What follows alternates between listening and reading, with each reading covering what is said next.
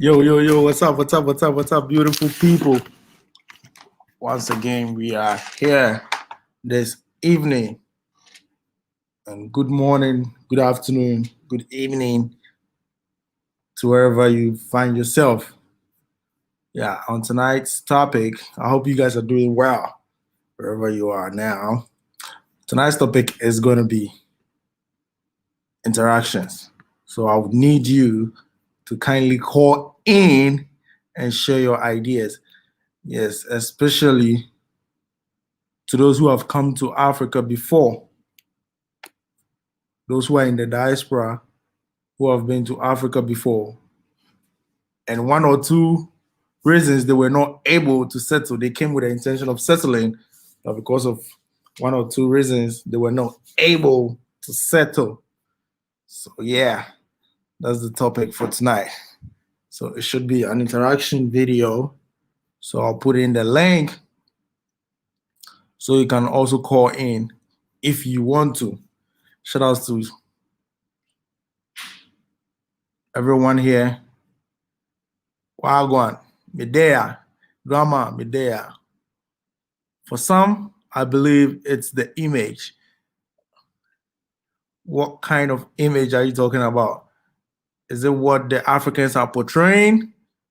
Or the thing is, you shouldn't bring what you've been seeing in the West here. Don't expect so much here. Everybody's complaining about customer service. Yes, that's our major problems. Like it's like we don't care when it comes to customer. Okay. A lot of people from Australia, for example, move to America, England, Germany for the positive image it has to them. Okay, good to see you. It's 3 a.m. in the morning from India. Enjoy Anas. Thank you so much for coming through. Good morning to you. I really appreciate that. Wow, 3 a.m. The US changed the time again.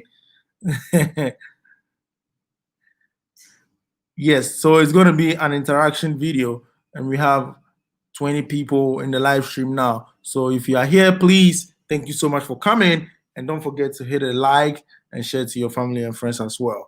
Thank you so much. Hi, much love from England, the UK. Thank you so much, Salman Creative. Thank you. Nana, yeah. Good to see you, Nana. I just saw you on African Superstar channel. Yes, thank you so much for coming here as well. I will be back. Okay, I'll wait for you, my brother.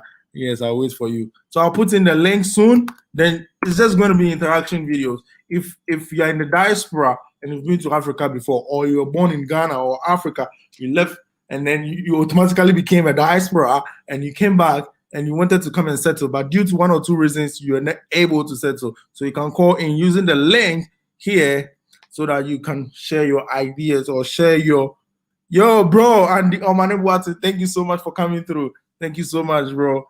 Yes. I ain't seen no video of Caribbean diaspora complaining. Yes, thank you so much. Yes. Yes, I know you are coming back to Ghana. You came and you left and you're coming back again. Menalane, Africa, thank you so much for coming through. Andy, thank you so much for joining. Let's us know the key content of the live, brother. Yes, the key content is why Africans in the diaspora not able to settle. Some of them came and they were not able to settle. So that's what I'm asking. What is the main reason why they were not able to settle? What are the reasons? Yes, that's the topic for tonight. So we want to know, so if we can correct certain things, we'll be able to correct them.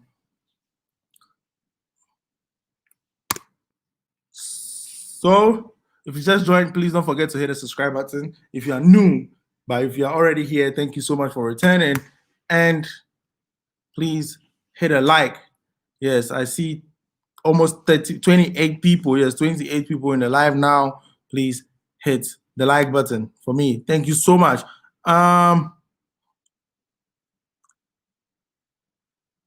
This issue is how to make money there. Yes, how to make money here. So we've been making videos, so many videos about how you should come to Africa, not with the intention of coming to find a job. You should come here as an entrepreneur and bring a job, set a job for yourself, and make much respect, bro. Nappy, thank you so much, Prince Kwesi, for joining. I really appreciate that. He's always here every Sunday. Yes, thank you so much. So don't come to Africa to look for a job, because we here, we don't even have jobs. So come with an idea, with an idea of an entrepreneur to create jobs so that you can have an income for yourself. If you come with your savings, you're going to spend everything. It's cheap here, but if you don't take time, it's going to be really expensive for you. Yes, yes. That was from Hene and Tape Hene. All right. The issue of money. Yes, yes, it's a big problem. Much respect, bro. Thank you so much, Prince Kwesi. The African from the diaspora are settling. I'm settling in Ghana very nicely. Yes, the keyword here is he's settling in Ghana. All right. Nana, if you're ready, please give me a thumbs up. Okay, so we have Nana in the building. All right. Hello, Nana. Hello, family. How are you all? We are all doing good. On behalf of my subscribers, we say thank you so much for coming back again. You're always here every Sunday. You are welcome. You are welcome. Thank you.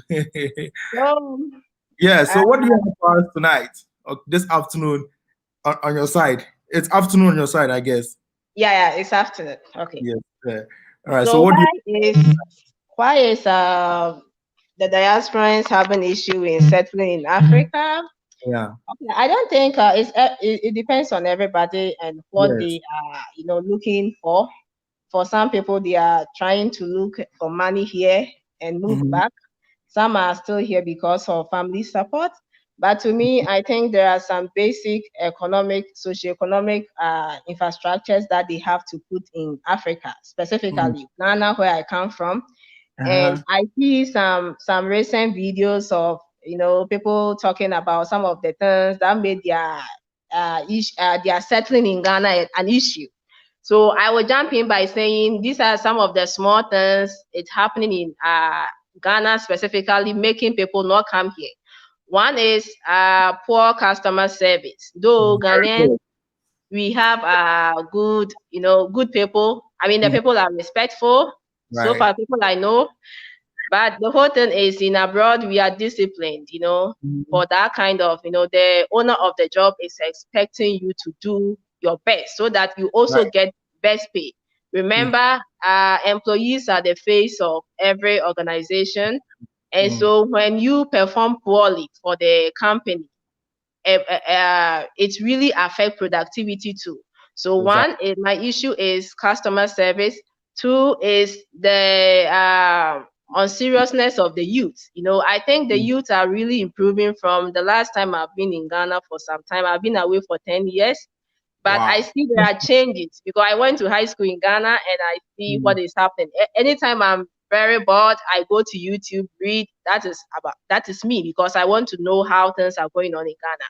And I can see there are changes in the youth, but they have to be effective. The leadership will not affect us today, but tomorrow then we'll see. That government change, they still and things, it doesn't really affect them most. Honestly, most of them are old, but we, the young ones, we have to, call a spade a spade. Wrong, right. Yeah. Don't do anything because of your favoritism. Remember the whole Ghana. I just ended up with Gina on her page. I was coming to Ghana and an immigration officer, wanted me to just bypass without him or her checking my passport and this. I said, wow. So you are putting the whole country into problem? And he was like, oh, I was trying to make you go fast. I said, oh, but I'm also Ghanaian. You are putting us in a problem. And then he said, oh, I'm sorry, madam. But that's very bad because though you are doing me a favor, but as a security personnel, you have to know that you are in defense of the country. country. So there are some attitude we have to stop because maybe he was expecting corruption, you see. So bad customer service, there is the failure of the people to take into accountability. We have to take our leaders accountable. Don't follow party does NDC, because that one CD you get from the politicians is forever. When you are sick, especially the poor people, they don't take part of the decision making in Ghana. I mean, that is my problem. I want to see everybody on their toes doing their best, because at the end of the day, I'm not responsible to go through somebody's, lackadaisical life. Like if you were a thief, you don't have to come and attack me. An armed robber doesn't have to come and attack me because you didn't really work hard in life. Social vices. So the system have to come in place and work, because in America, things work. Customer service work. When you go to work, you have to work before you get your pay. 1 hour pay is not easy. But our people really shun it. They will say, oh, maybe you are from America. Oh, let us think about ourselves. Massa, lazy attitude and all this kind of jargons and things make you look at some people and you tell them you cannot come and stay in Africa. So I, as somebody who is into public administration, I want to see the people taking accountability, because some of these leaders don't have any right over us. We give them the right, especially during this election year. I want to charge all my friends, including my family, don't vote for party because of tribalism. Vote for the welfare of Ghana. Vote for peace. Somebody got into problem with me because I said vote for number 1 or 2. But I was just joking, I'm not for MPP, I'm not for NDC, I'm an American. So, so I want people to go for peace in Ghana. Right. At least we have our families there. They should make the system work for us. If they don't treat Africa well or Ghana well, we, the people in the diaspora, are forced to work beyond our means. We cannot do everything.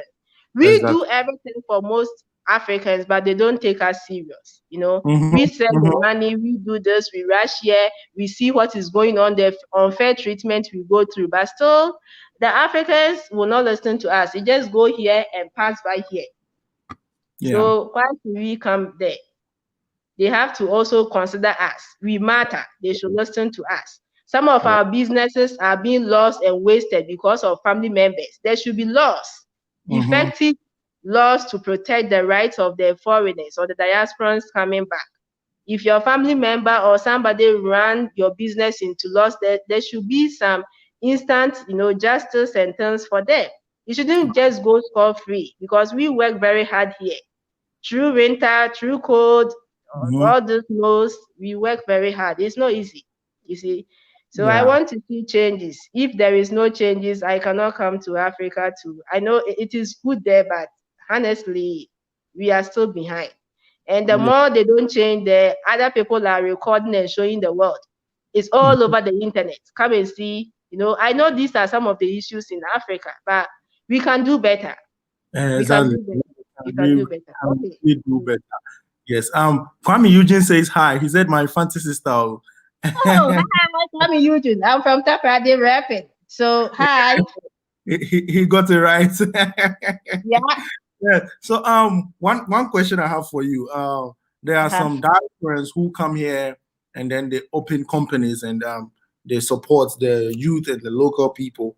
But later on, they realize that things are not really going well due to this lackadaisical behaviors that they show towards their work. Does it mean it is now part of us, or you think we need teachings from the diaspora who are coming, like a training, so that they can help us with customer services and all that? Because that's the main thing that promotes or encourage the economical and then the sector, everything in the economy. Okay. Yeah, so first of all, thank you. And I would say that experience is the best teacher. As I'm saying, I'm from Ghana. I have been to US, so I know the experiences in US. I know the experiences in Ghana. maybe you have also traveled to different African countries that I haven't been, so you have experience than me, right? So everybody matter. They have to. That's why when I saw videos of these things going around talking about how things are failing or falling apart in Africa and Ghana, I keep saying some of the diasporans who come, they fail to take, effective roles and decisions in the country that they go. For example, President Akufo-Addo has been coming here back and forth, back and forth, back and forth. There should be a time that the diasporans have to reach him and say, you know what, there should be an office that involves our, maybe our intake or decisions in Ghana. They are important because they know the problems they go through. It is very important to add them to some of the duties in Africa because they can blend in with what we have. Specialization, everybody and what they carry. I have some gifts maybe you don't have because I have traveled and come and see. Sometimes I wish I would just do video and show Chicago to the whole Ghana. I keep telling my people, see, Chicago, don't worry and come. Because I did immigration, you see. So everybody is important. Decisions varies. We all don't have the same head. Everybody and what they think. And we have traveled and come and know how things are here. You see, even the Ghanaians, we are not the same. So involving them in decision making will be very helpful because they will know how to serve us. And it's about time we have to also start teaching our youth about certain things. Vocational skills. There should be a department. Like in my college, one of the courses I did was speech. Everybody hates speech because you have to talk 15 minutes discussing why there is a problem, why there should be a solution. But when you ask maybe Ghanaian, oh, how are you? I'm fine. Simple. That's all. When you work for a white person or somebody here, how are you? I'm fine. Oh, how can I help you? Is everything okay? By the time you talk, it's more than 5 minutes. But in Ghana, oh, how are you? I'm fine. And the person is looking at the phone. So that is not communication. One of my friend, we went to a restaurant and he was like, do they have like this? And she was like, yes. And that's all. She was just quiet. Oh, really? We don't do that in America. You need to talk to me. I mean, when I came here, I had the same issue, and one of my boss told me, I know you are a very respectful lady, but in America, if you are respectful, people take advantage of you. But you have to know how to do customer service because we are all looking for profit. And I would just say, just involvement of the diasporans in the duties of Ghana or Africa is needed because they know what they have gone through, and customer service should be participated in the school curriculum because it's needed. Communication is one of the biggest problems. Education, Ghanaians are educated, for example. So they have to know how to comport themselves. Though you have to know that professionalism can really safeguard our image. Don't be too, be going far. There are some people out of professionalism. Oh, you came from America? Oh, okay. Can I get your number? Oh, I can go with you to America. It is not needed. It is beyond professionalism. You see? That person is not there for your other affairs. It's because of coming to Ghana for vacation. So I will encourage that we all do our best because one way or the other, it disgraced the whole Africa as a continent. Yeah. All right. Thank you so much, Nana. I really appreciate that.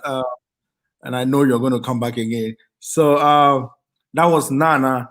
She is in Chicago. She's Ghanaian based. She is in the US, Chicago, and she's 100% Ghanaian. Yes, so that was her take on the topic for tonight. Thank you so much, Nana. I really appreciate it. So if you just join us, the topic is why do some Africans in the diaspora have issues settling in Africa? Why do they have issues? So let's go to our comment section. There are new comments in here. Thank you so much, Prince Kwesi. This one is from Detox Life. He or she says, new subscriber, so happy to catch your live. Thank you so much. Sorry, guys. Thank you so much, Detox Life. This one is Henny, I appreciate the work you do. Thank you so much. Bridging Down One, Moses, thank you so much for coming through. Because they don't believe Africans too. They don't believe Africans too, just like other continents. Yes, the problem is they've been I wouldn't say brainwashed, but they've been told or they've learned that Africans are scammers. So whatever they are doing or they are involving their money with Africans, they turn out to have two minds, like thinking double ways. Oh, they're going to spend my money. They're going to scam me, blah, blah, blah. So they really don't believe Africans when it comes in terms of money and other things. So that's also one thing. Thank you so much. Bridging Down One. Moses, thank you so much for bringing that on. I really appreciate that. And thank you so much for coming as well. No proper planning in terms of finances. That's the major problem. And if they have come to rent a house when they don't know where to earn a living. Thank you so much, Papa Smith. Thank you so much for coming. I really appreciate this comment. Thank you. Menalin Africa says, Africa is not for everybody. This story. I need to bring a whole topic on this. Is Africa for everybody? It is going to be a boom shaka. So I'll bring it on maybe next week. It's Africa for everybody. So Menalin Africa says, some of them should just stay in their yard. Yeah, she's Jamaican. So that's what she's saying. Don't come to Africa if you can't live here. Yeah, some came, some left, some came, some stayed. I am planning to migrate to Congo for employment. What do you think about civilians in Congo? I have never been to Congo, and I don't really know the issue with Congo, but I know Congo is so amazing, so you should just try it out. Yes, just visit and see what they have, then you move there. Don't just move and then you regret later.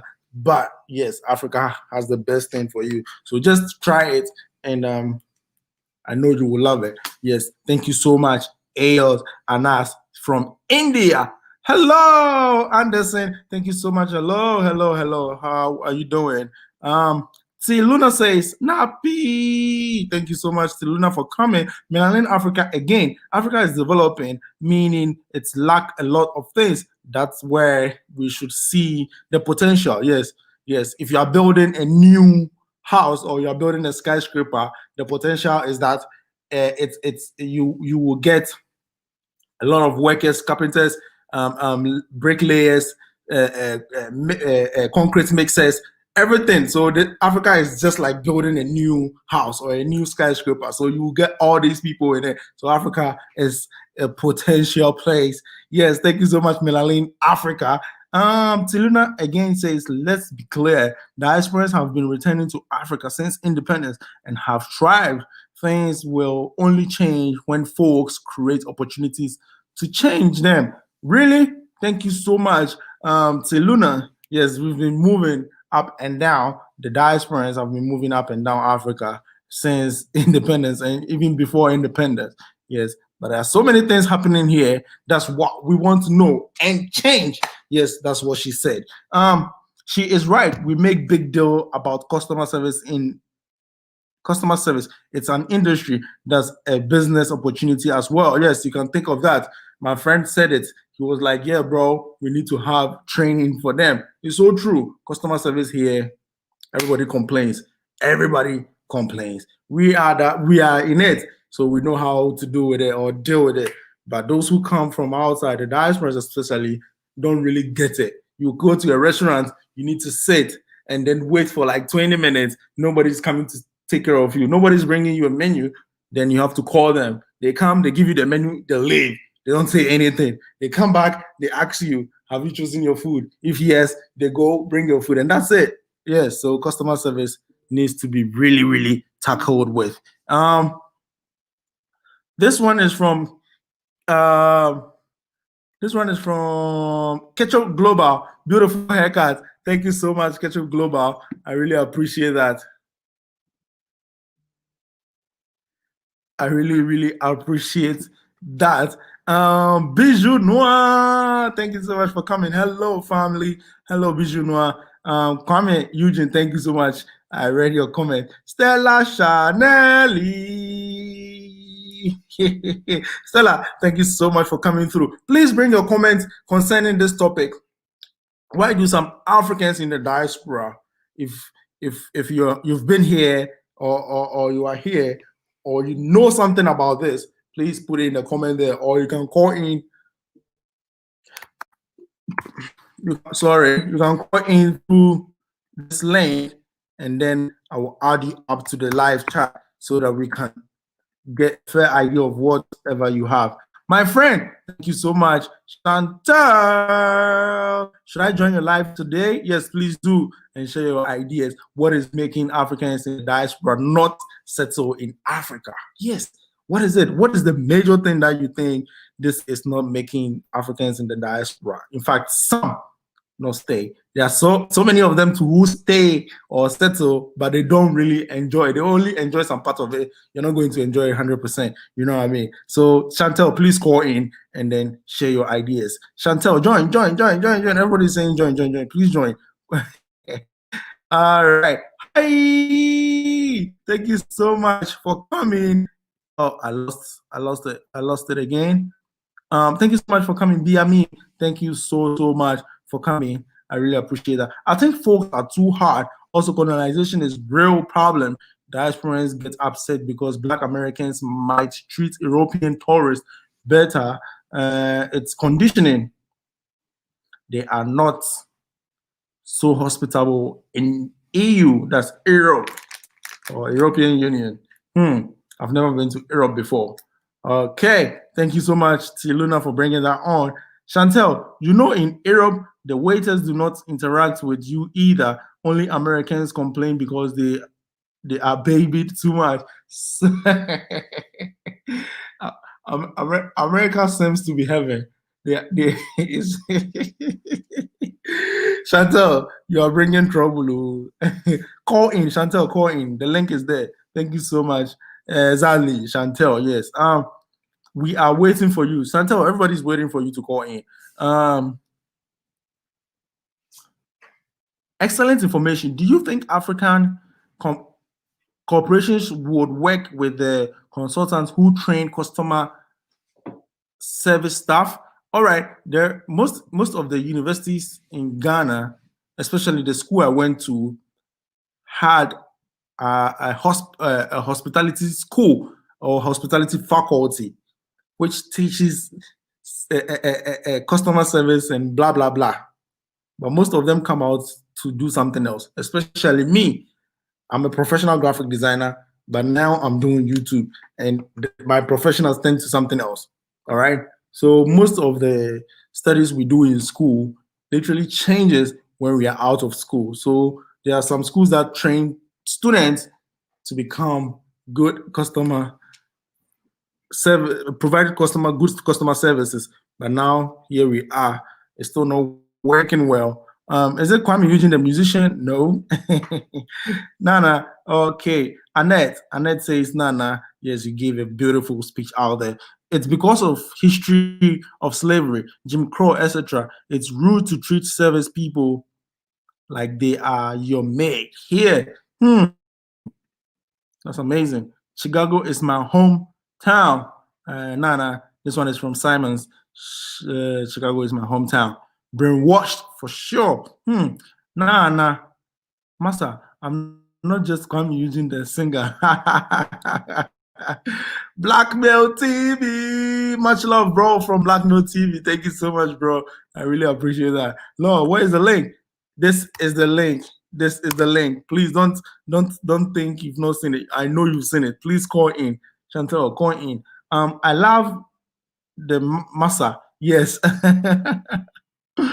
Also, people are hospitable because you get paid from tips.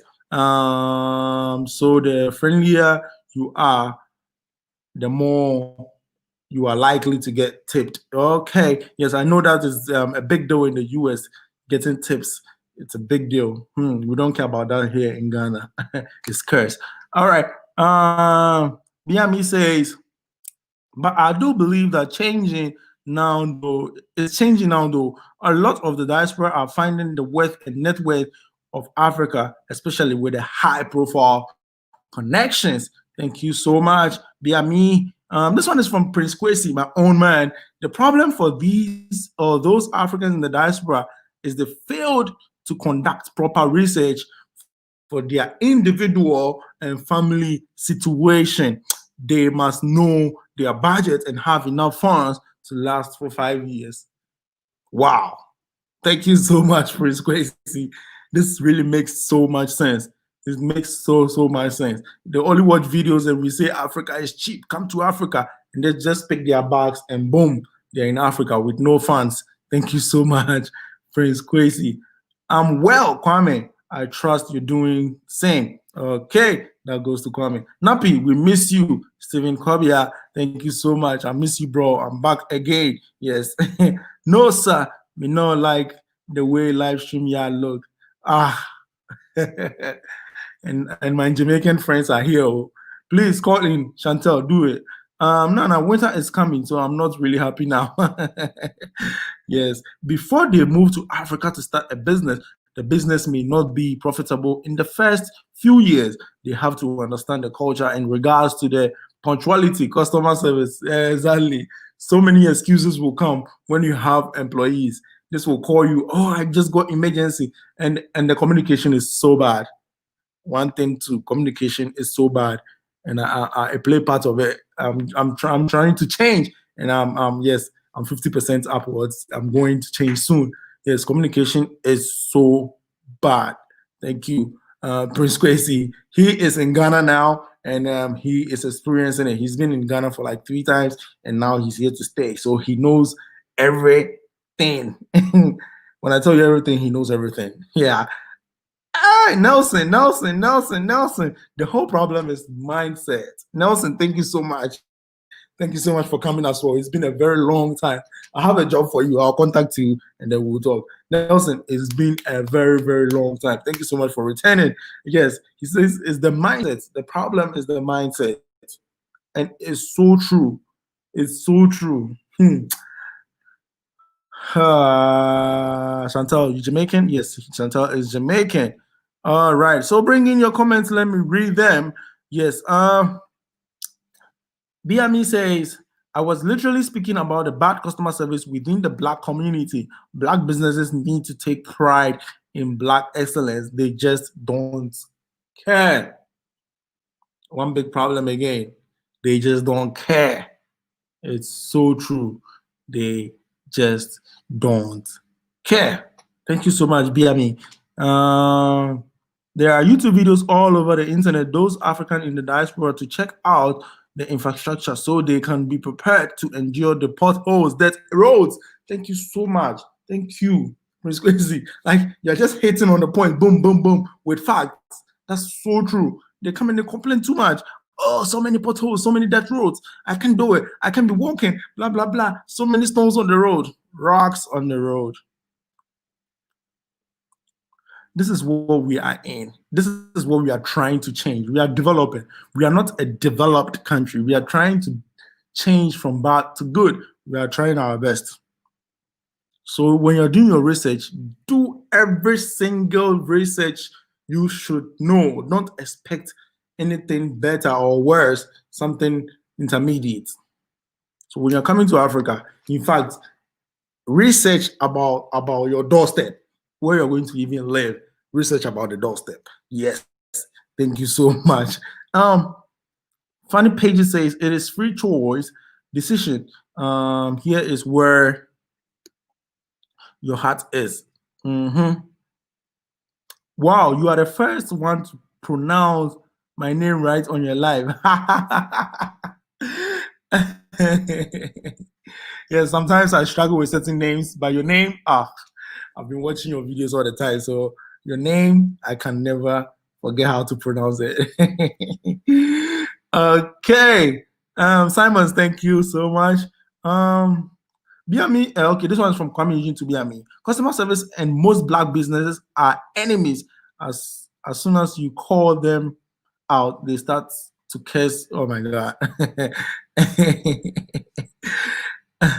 So true, Kwame Eugene. So true. So true. Yeah. One time I heard this about black businesses. If the business is going on, another Black man will be like, hey, he's getting money. I'm not going to him again. Shit. Yes, bro. African hasn't gone through an industrial revolution. So the high level of professionalism in the West is not given among all Africans because the standard of competition is not the same. Exactly. Blackmail. So true. You are so right. You are so right. It makes me look bad. Please, please, please. You're not going to look bad. You're not going to look bad. Just call in, and the cameras. In fact, everything will be done right for you. Just call in. I think Nana is calling in again. Time is money. It's not African concept, but westernized one. Okay, Nana is calling in again. Wow. You're going to add more. So Okay, you can. I just don't want to dominate the whole chat, right? But I'm somebody, when I have any issue or mind, I will just come back and contribute. Yeah, that's why I left. So if there is problems here and there, I believe the best way to solve problems, especially between we the diasporas and those in Africa, is on this social media. Like you have really brought up this topic. I'm expecting some of our brothers and sisters here to start talking, and we all solve some of their problems, because you are doing this for a purpose. It's not just only Africans for us to talk and go, right? Because we are here too, and we are facing problems. We are talking about it. We are not saying, oh, Africa is perfect, you see. So once there is a problem, let's look for solutions. Let's speak up. It's more like scientific method. Identify the problem, seek solutions. When you identify a problem, don't keep it and spread rumors and stop people from, experiencing or going to look for, experimenting. No, you will never learn when you do that. When you identify a problem, look for alternatives. Look for good people and listen to them, how they are making it. And most people are not going to go to Africa because the journey is not one day. Just one day you pack all your things, boom, let's go. The journey is very long. From here on the globe to Africa is very long. So even some of the Africans will never make it to Africa because they will not move gradually. They are thinking of a day whereby they can get all the dollars and pounds before they move, but it will not be easy. Every time there will be a problem. There are changes in policy situation. Who thought COVID will come? See, COVID, when you are going to Ghana, if you're a family of 10, you are paying 150 for each. Can you go? No. So don't think, oh, there is one specific day I'm moving all my family and we go to Ghana and everything will fall in places. No, that's not, it can happen, but it's a dream. You have to live in reality. If there is a problem, speak up. This is the opportunity for you to speak up. Don't, put all Ghanaians in one thing. Everybody is like that. And Ghana, no, Ghanaians, I mean, Africa, there are a lot of issues, but let's sort out things. Look for solutions. That is the way the leaders will see that we are, we are serious. Because if nobody always complain, if everybody talk about the problem and we don't tell them the solution, I'm talking as an analyst. When we see a problem, we have to go and look for solutions. And if we don't talk about it, and that is common in Africa, when you start talking about it, they said, oh, too low boy, too low girl. And I have bypassed that stage, honestly. Manipulation doesn't stop me. Manipulation doesn't stop me. So when there is a problem, let's look for solution. This is the best way, because you are in Ghana, I'm in US. We can talk about things, right? And we solve it. So I'm encouraging some of the people on the platform to join and talk 5 minutes, 2 minutes. It's important. Because the next time President Akufo-Addo will come, I will ask one of the questions is, why don't they look out for some of the problems we encounter? You see, we are not just going to let the problems go and solve themselves. We, the human beings, are going to look for solutions. So that's it. Yeah. Thank you so much. Thank you.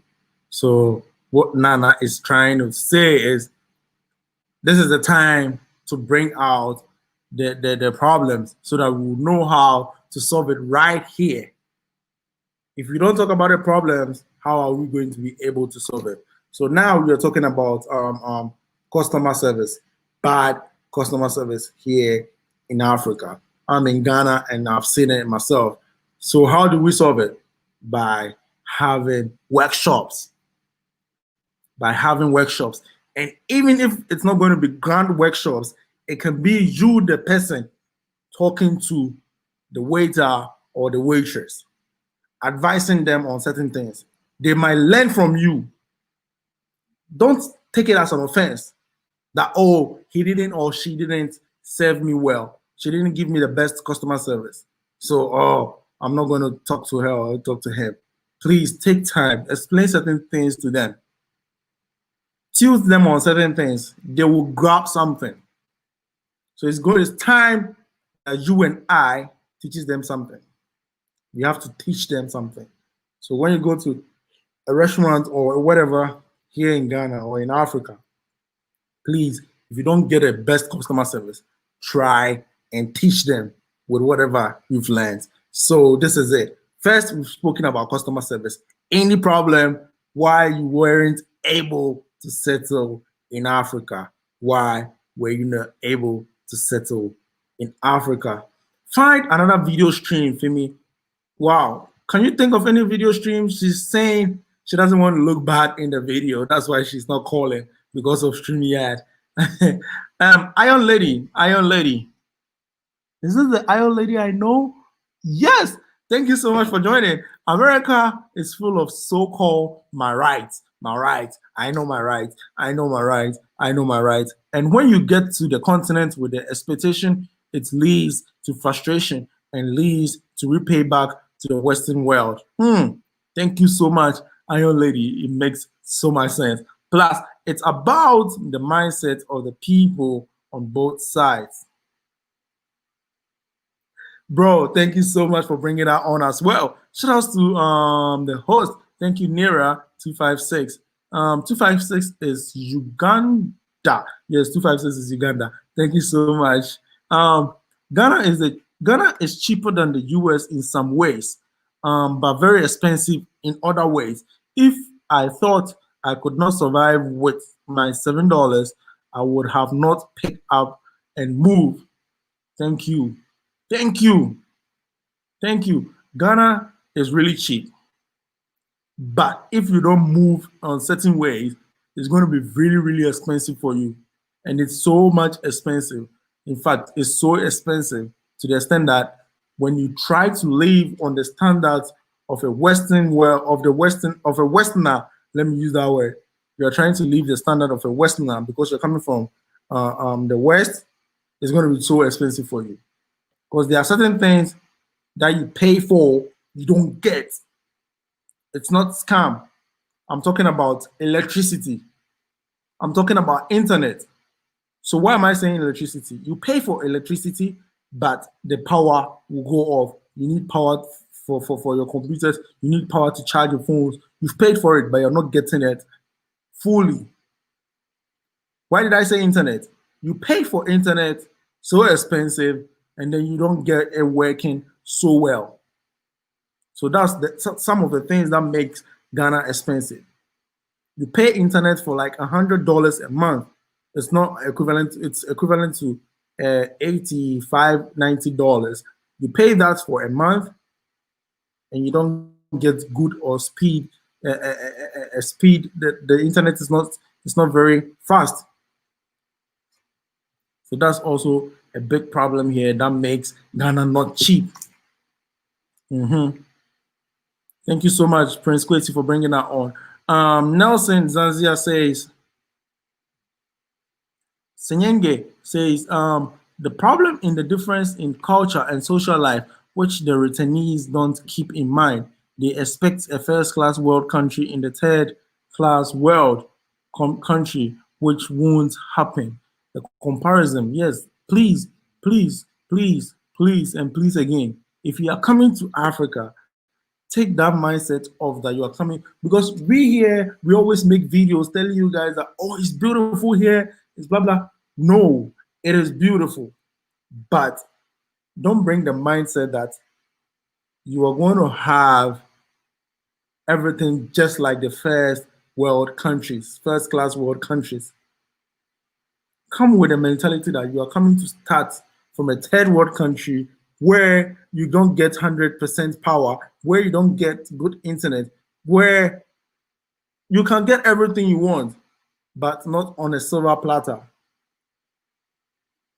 Not on a silver platter. That is the truth. You can get everything you want in Africa. Everything of good quality, of good, everything. In fact, everything is in Africa, but it wouldn't be on a silver platter. Especially, let me come to, especially with delivery services. You can sit in your room in the US, order food, and in 2 minutes, they promise 2 minutes and it's there.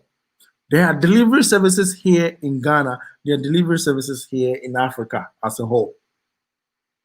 You sit here in your house and you order food and they even call you and tell you, oh, today we don't have this food. Oh, we are so sorry. But the food is still on there saying the food is available. So certain things you can never get on the silver platter. Don't go mad at them. It's normal. That's how we've been programmed to live. So this is some of the things we need to see. So that is one of the big problems, that you compare a first-class world country to a third-class world country. Thank you so much, Senyenge. I really appreciate that. I really like to help small businesses to start up in general, seeing how European and Asian businesses cater to their new customers compared to Black and African businesses. Yes, yes. I can boldly say, this one is coming, Eugene again. He says, I can boldly say that we must step up. We must really, really, really step up. I'm not keeping track of my public transportation expenses as I ride Uber, Bolt, and Trotro. The more I ride Trotro, the better my monthly budget gets. It's so true. It's so true. People come here. People come here and they literally want to ride in Uber and boats. That's fine. But whilst you are riding along, please try to ride in Trotros, because Trotro is like times 10 cheaper. Sorry, minus 10 cheaper than what you are offering to the Ubers and then the boats.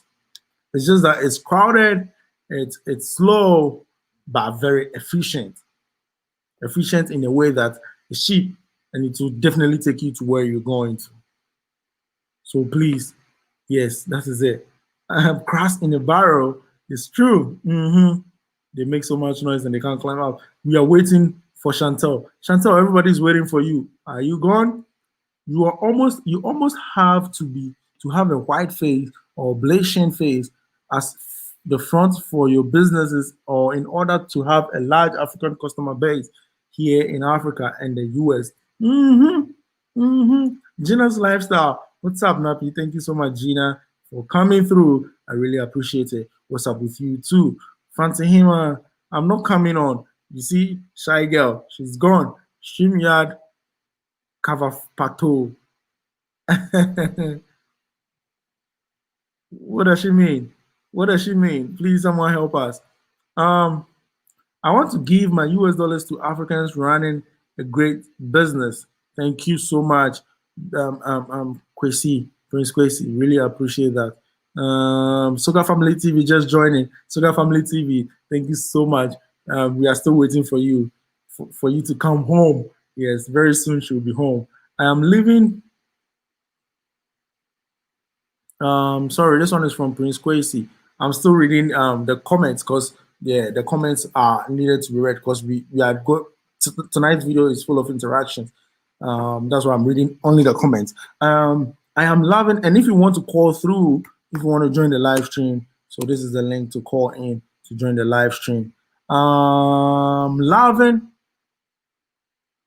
the Nana from Chicago. If she wants to link to create a business here in Greater Accra, call me. Yes, Prince Kwesi, she's ever ready. So I think she will do so. So you can link up.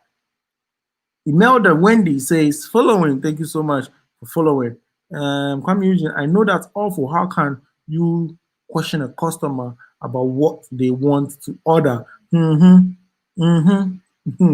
From Kenya, Imelda from Kenya, thank you so much for coming. It's too late to change your mind now. You have to join. Yes, Soga Family TV are almost there, Nappy. Okay, finally, Chantel is here. Chantel, thank you. NAPPI. All right, relax. Thank you so much for coming through. I know you're going to your face, but yeah. Wow, First of all, this thing here makes me look bad, so I'm not coming on video. You see me? Because I look terrible, and it make me look. No, I don't like it. Okay.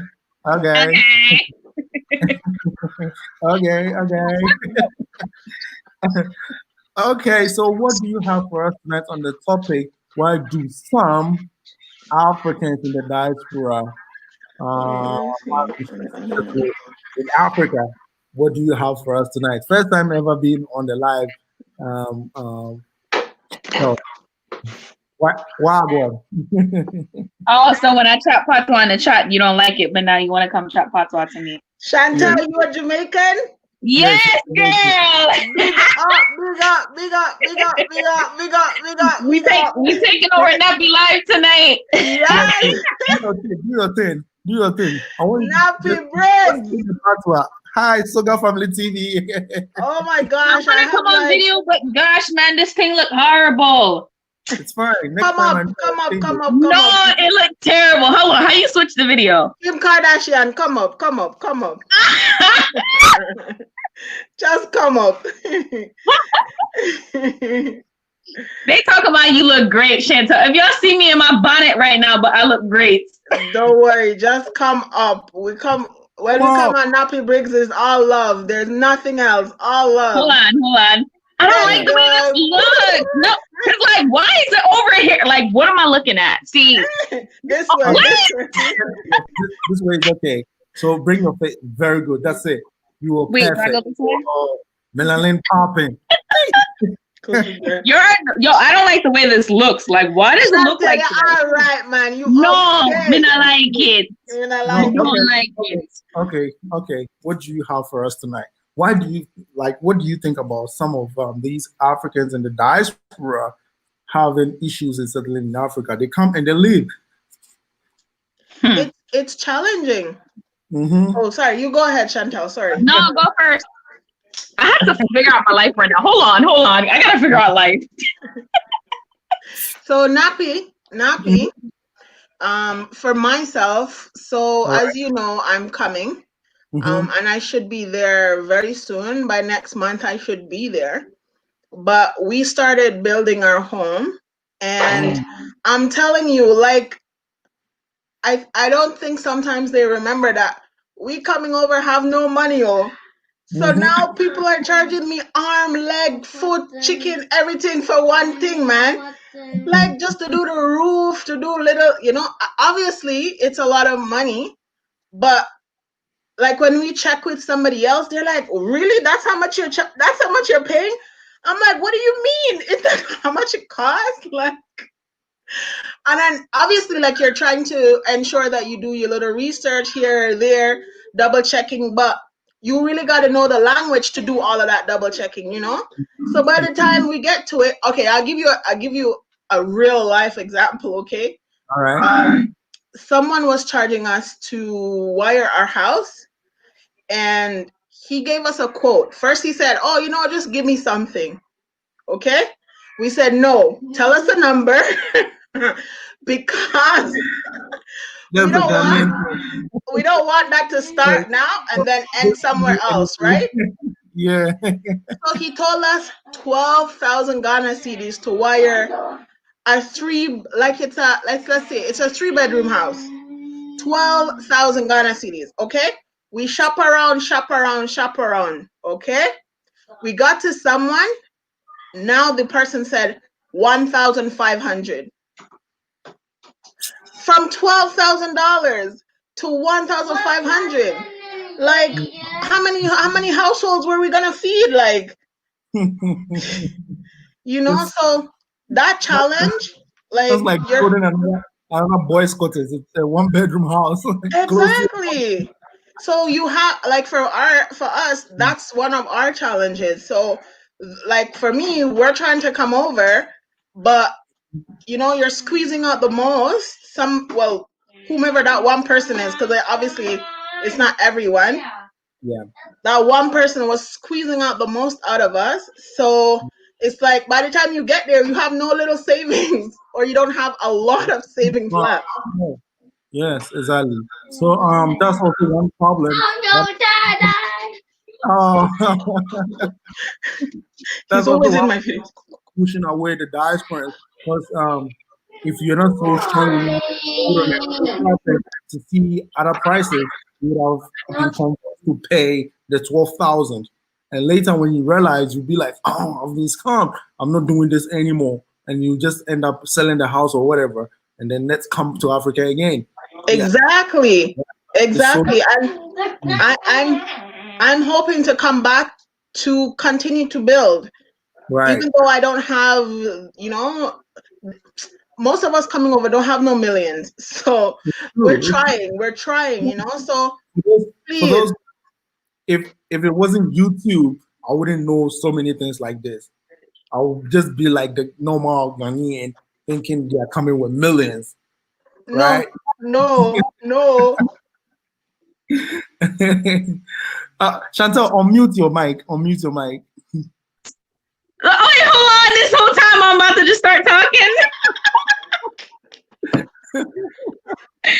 I was saying you would be the normal scammer.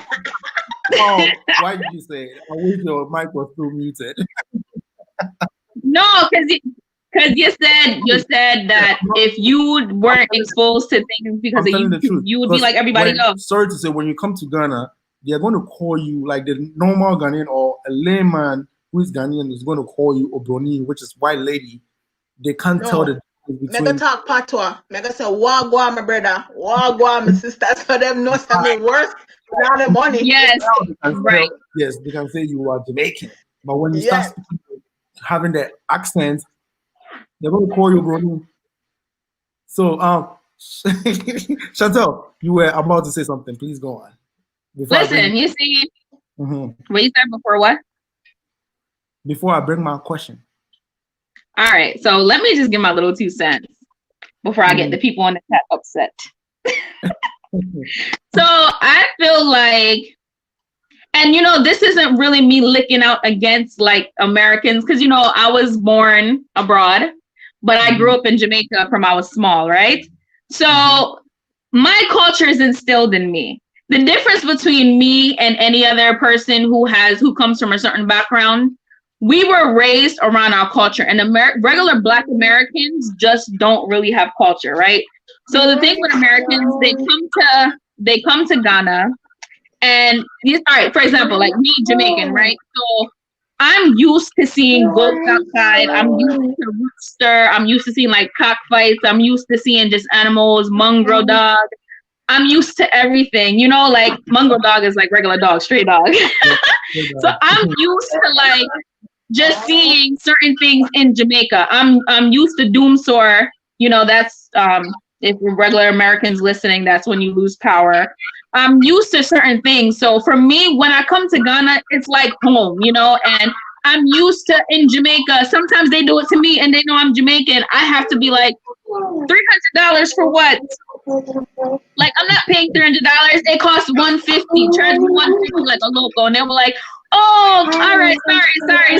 Like, you know, so I feel like a lot of Black Americans just don't understand, like, and you can't blame them because they don't come from a certain background where they're used to this type of stuff. So it's hard for them. And as much as they try to be like, oh, I've researched, you'll never understand Africa unless, like, you'll never really understand Africa unless you grew up in some type of environment like that.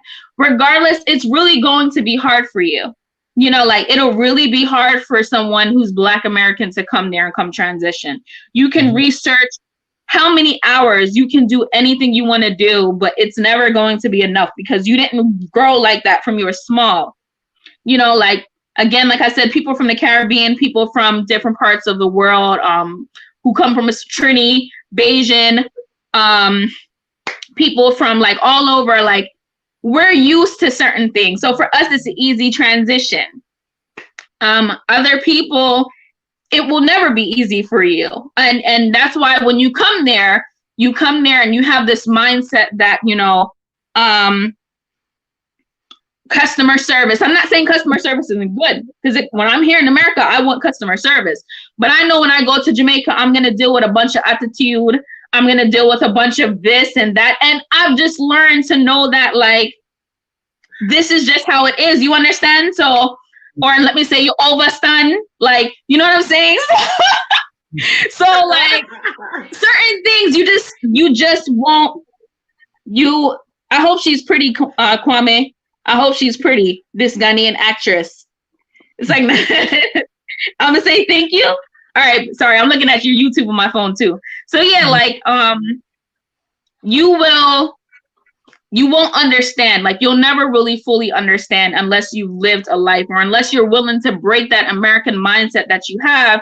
You'll never really understand, you know? And that's why I think a lot of them struggle, because they think that it's supposed to be like this. And Africa is like rich, the entire continent, you know, like Africa has stuff, like, you know, like it's such a rich continent.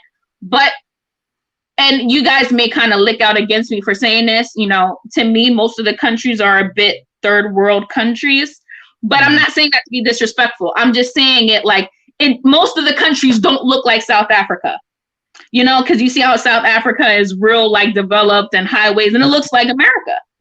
Yeah. But like most of the places in Africa is not really developed. So I think a lot of Americans come there and they just think that it's supposed to be like this and it's supposed to be like that. And that's just how it is, you know, like y'all just don't get it. And you can do a million research. You need to go visit, see if you can handle it. Stop packing up your suitcase and just going.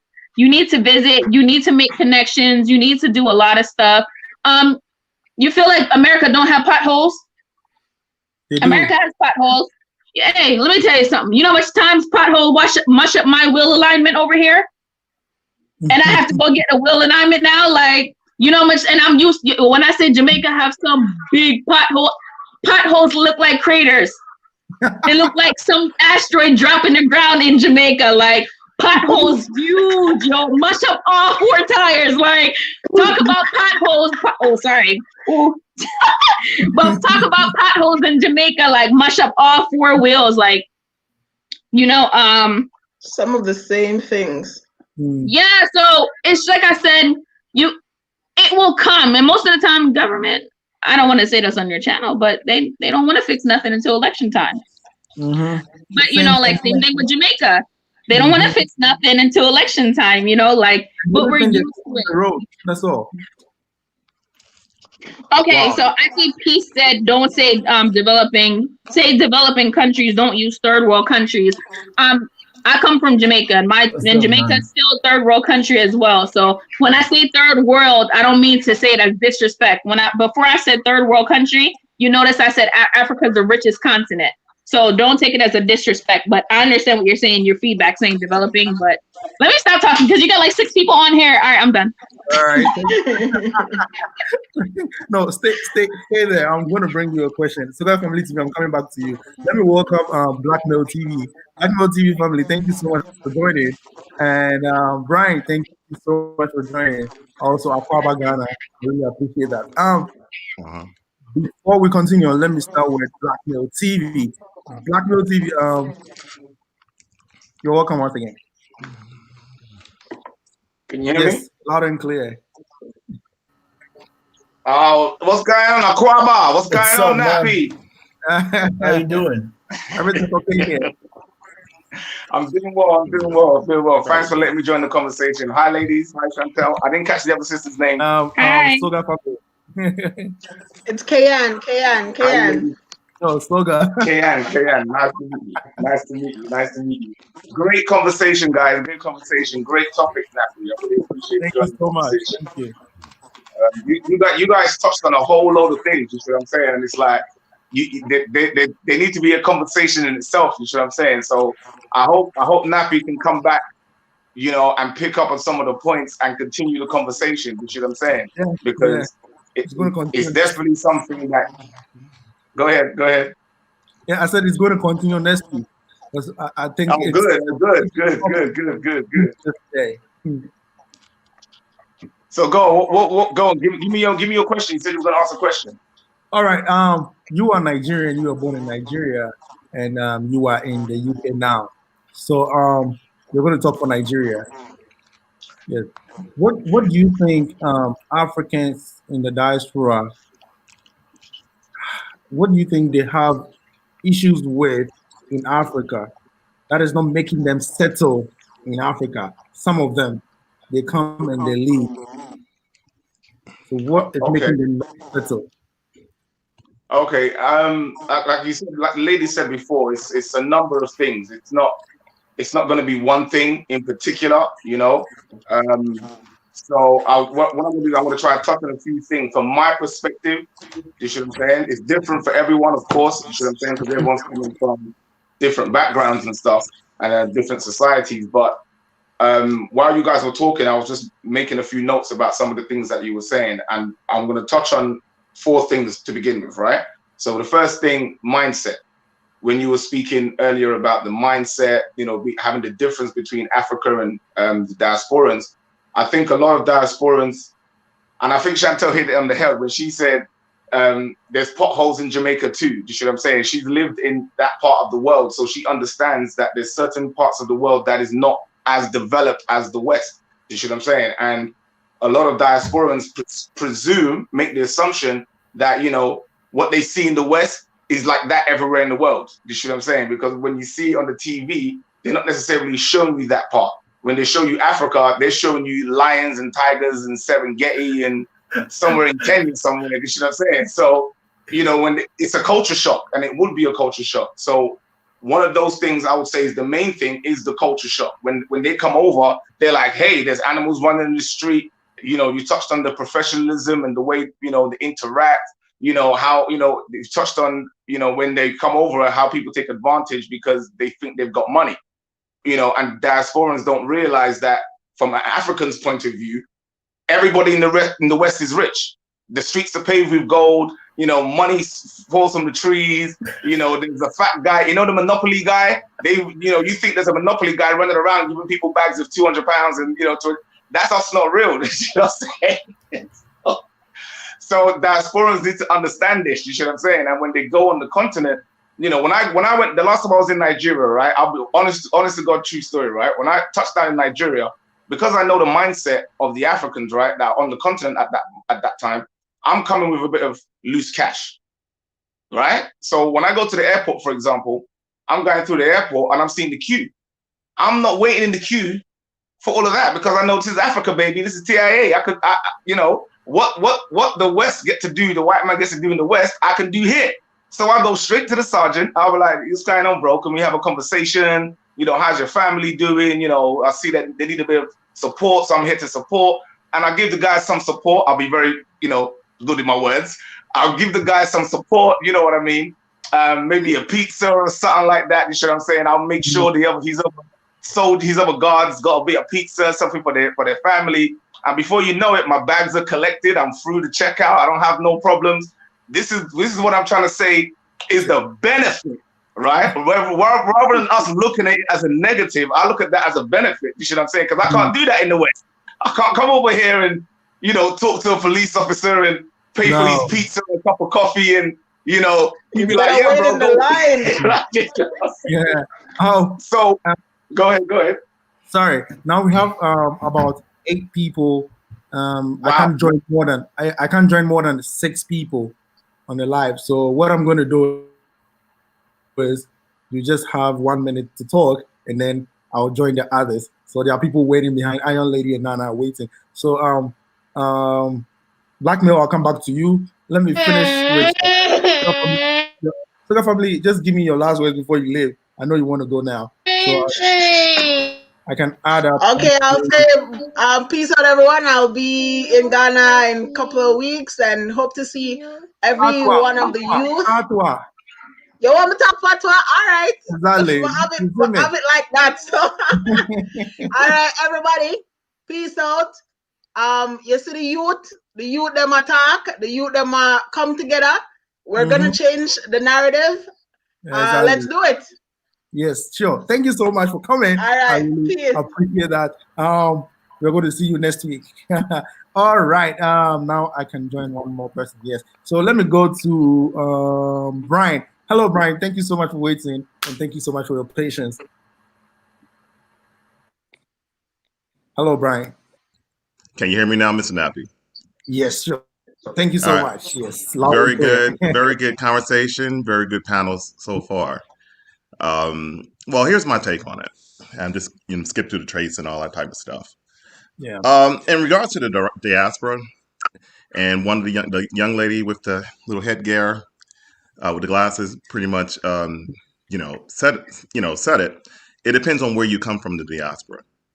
If you're coming from a country sort of like Haiti, or if you're coming from a place like Jamaica or Belize or anywhere within Latin America as well, too, places like Bahia, Brazil, what have you, they will have a different take on Africa versus a person who's coming from a highly so-called, quote-unquote, industrialized society like the United States or in Western Europe. Very different in lifestyle, especially even within the United States. There's a lot of differences between people who grew up in the cities versus people who grew up in the countryside. I mean, during I'm not going to tell you my age, but I remember in the past when I used to visit families in the South, they had outhouses, back then. They lived in farms. So let's not pretend that we're divorced from that reality. Right. That's not too far away. Let's keep it real, folks. Let's not lie to ourselves. You know what I mean? It's so true. Let's not lie to ourselves, because we are a generation away from that, away from not having, electricity, away from not having, plumbing system or adequate plumbing system.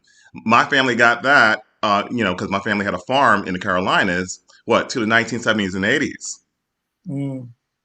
That's not too far away. Even in parts of the United States and Mississippi, in the countryside, they still have those issues. So let's not fool ourselves. Right. Let's keep it 100%. Let's keep it straight. In regards to Africa, let's not try to generalize the whole entire continent. Right. I get kind of sick of that, because, economies such as, let's say, because I've been to Africa, let's say, countries like Chad is a total contrast in Nairobi, Kenya. When you go to do two different capitals, various different levels of development. Even, Kenya is starting to really go really full force, especially with the general they have in charge of Nairobi. He's doing a whole lot of good stuff over there. Exactly. Versus the situation that's in places like Chad. I mean, the problem with some people, mainly from, let me say, the so-called industrialized countries in the United States and Western Europe, is people don't know themselves. Know yourself. Looking deeply in yourself and deeply in your heart, what you could put up with and what you can't put up with. If you're looking for a certain lifestyle that is supposedly comparable to the United States, I suggest South Africa, Botswana, Namibia. If that's what you're looking for, know what's in your heart, know yourself, do the research, do the footwork. In other words, what I mean by footwork, go to the country itself. Spend some time there and see what you could, whatever you could accomplish or whatever your goals are. Know your damn self. Don't just go out in the lurch and just go there and be an idiot. And then you don't wind up complaining. I don't feel sorry for them. Yeah. Because we have all this information on the internet. You could have just took your ass, went there yourself as an individual, even at least talk to Ghanaians, because I know who you're talking about. And they complaining and they talking about snacks and all that other stuff, irrelevant things, which is totally idiotic, is beyond me. Know your damn self. Yeah. Know what you could tolerate. Yeah. No, before you even go anywhere or step foot anywhere, visit the country, check out the environment, is one guy who does a YouTube channel. I think it's Straight Black Back to Africa. He said Ghana would not be a good fit for him. And because he likes this is from his point of view. This is not from me. He likes organization. So somewhere like Rwanda, since it's very, very strict and extremely very organized, that is more his speed. That is more his level. And I can understand that. And you can only respect that. Like I said, we have to look at all African countries. There are 54 different countries. I've been to some African countries, which is very Islamic, mainly, countries like Egypt, both North Egypt, South Egypt. Even though people don't think Black people live in Egypt, there's a lot of Black people there, especially in Upper Egypt, Northern Sudan, and stuff like that. And those areas, it's pretty much, especially in the countryside, there's a gender restriction there. There's certain things that you cannot cross and certain things you cannot do as an outsider, as far as a male speaking with a female, or an unaccompanied woman or whatnot. So know the rules of each and every single last country. Like I know in Ghana, I think it's a left hand or right hand is pretty much being offensive. No, the left hand is being offensive. Know the rules of that country. I mean, that's the problem with people. They don't read. They just go out there, and I get tired of Afro hippies and think peace, love, and harmony. But the reality is something a little bit different. Thank you so much, Brian. Much appreciated.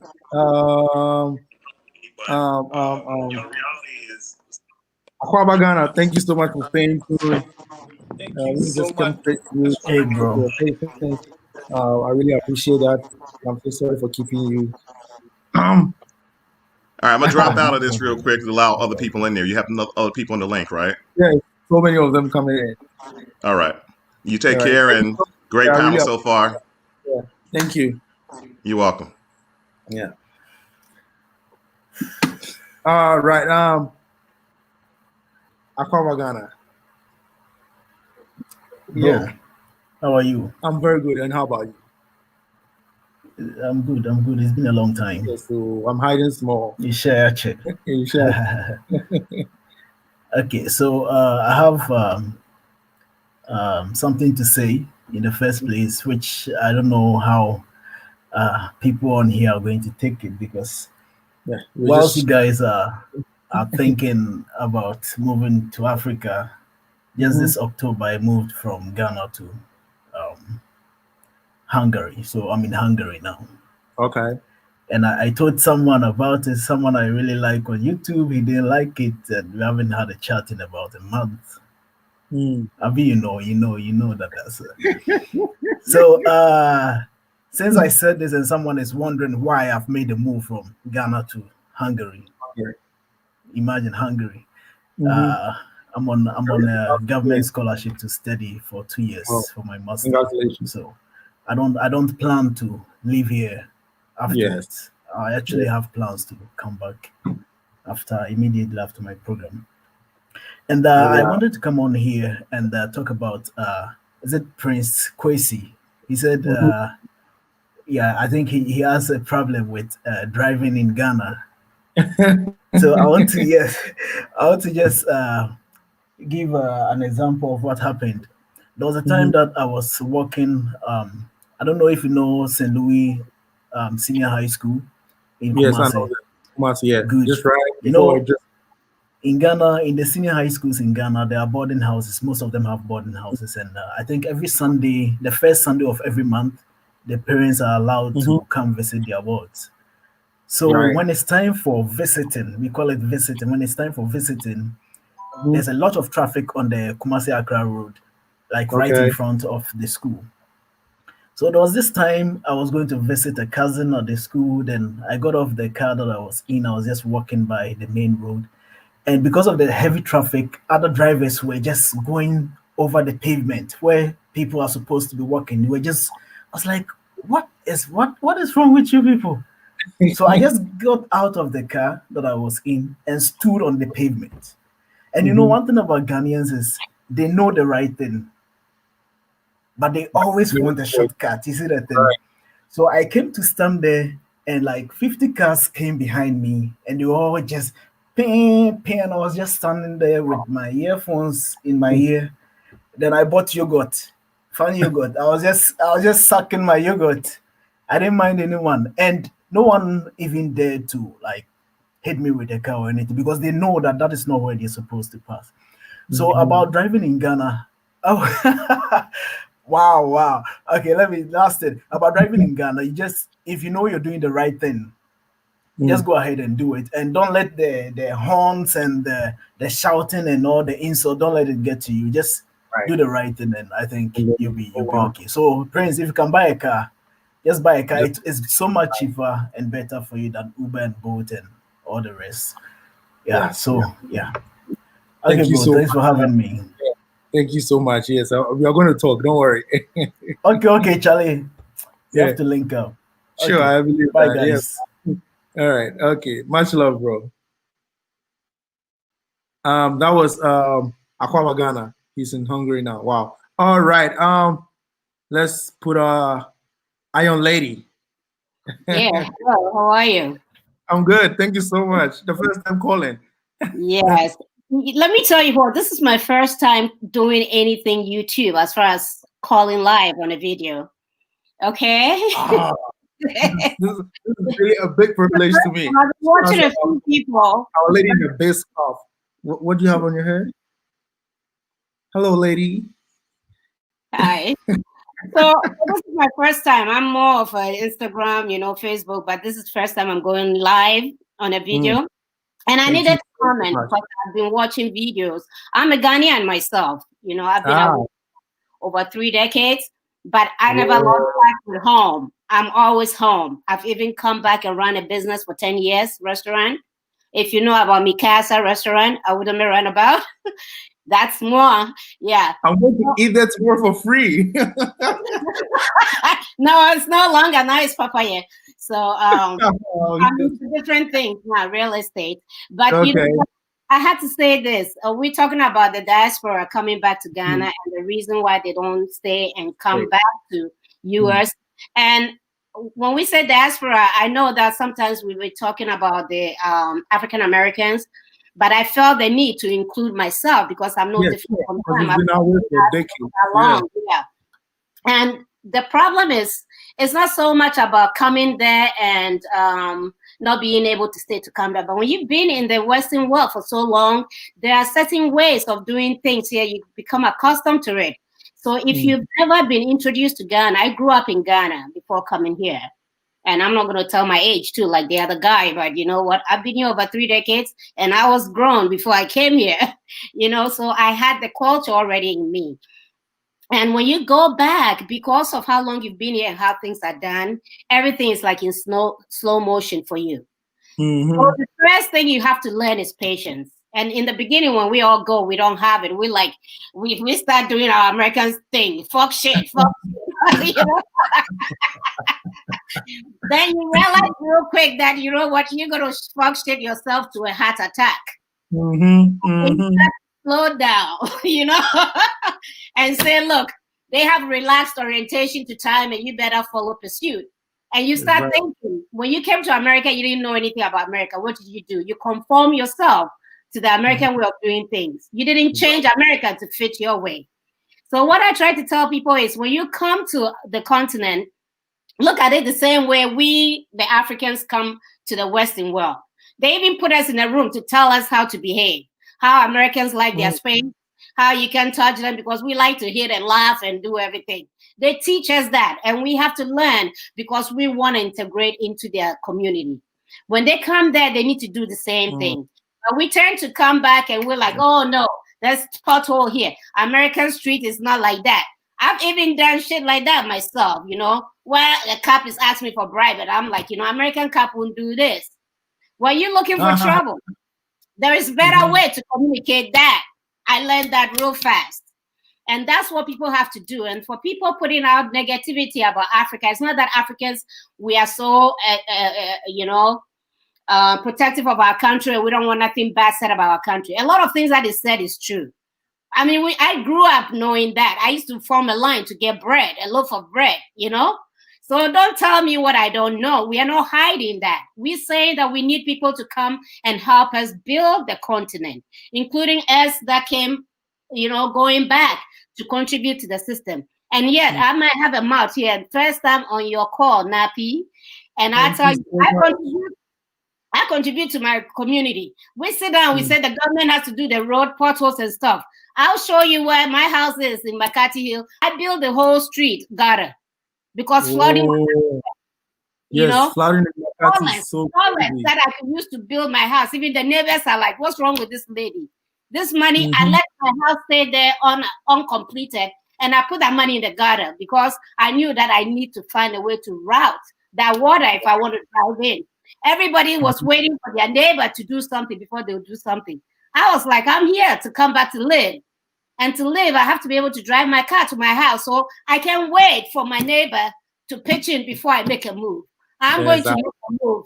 And if you have any conscience, you're going to know what is wrong with that and start coming through. So one must start something for everybody else to come and join in. We have to overlook the people that are putting negativity. If they, you know, everybody has their experience. I have my negative about America. But the problem is, there was a video that I watched, and the guy mentioned something that when guys go to the barber shop, when they're speaking, when the Muzungu comes in, I see the time. It's my first time. Give me a little leeway. When the Muzungus come in, they keep quiet, right? And then when the Muzungus leave, they start the conversation again.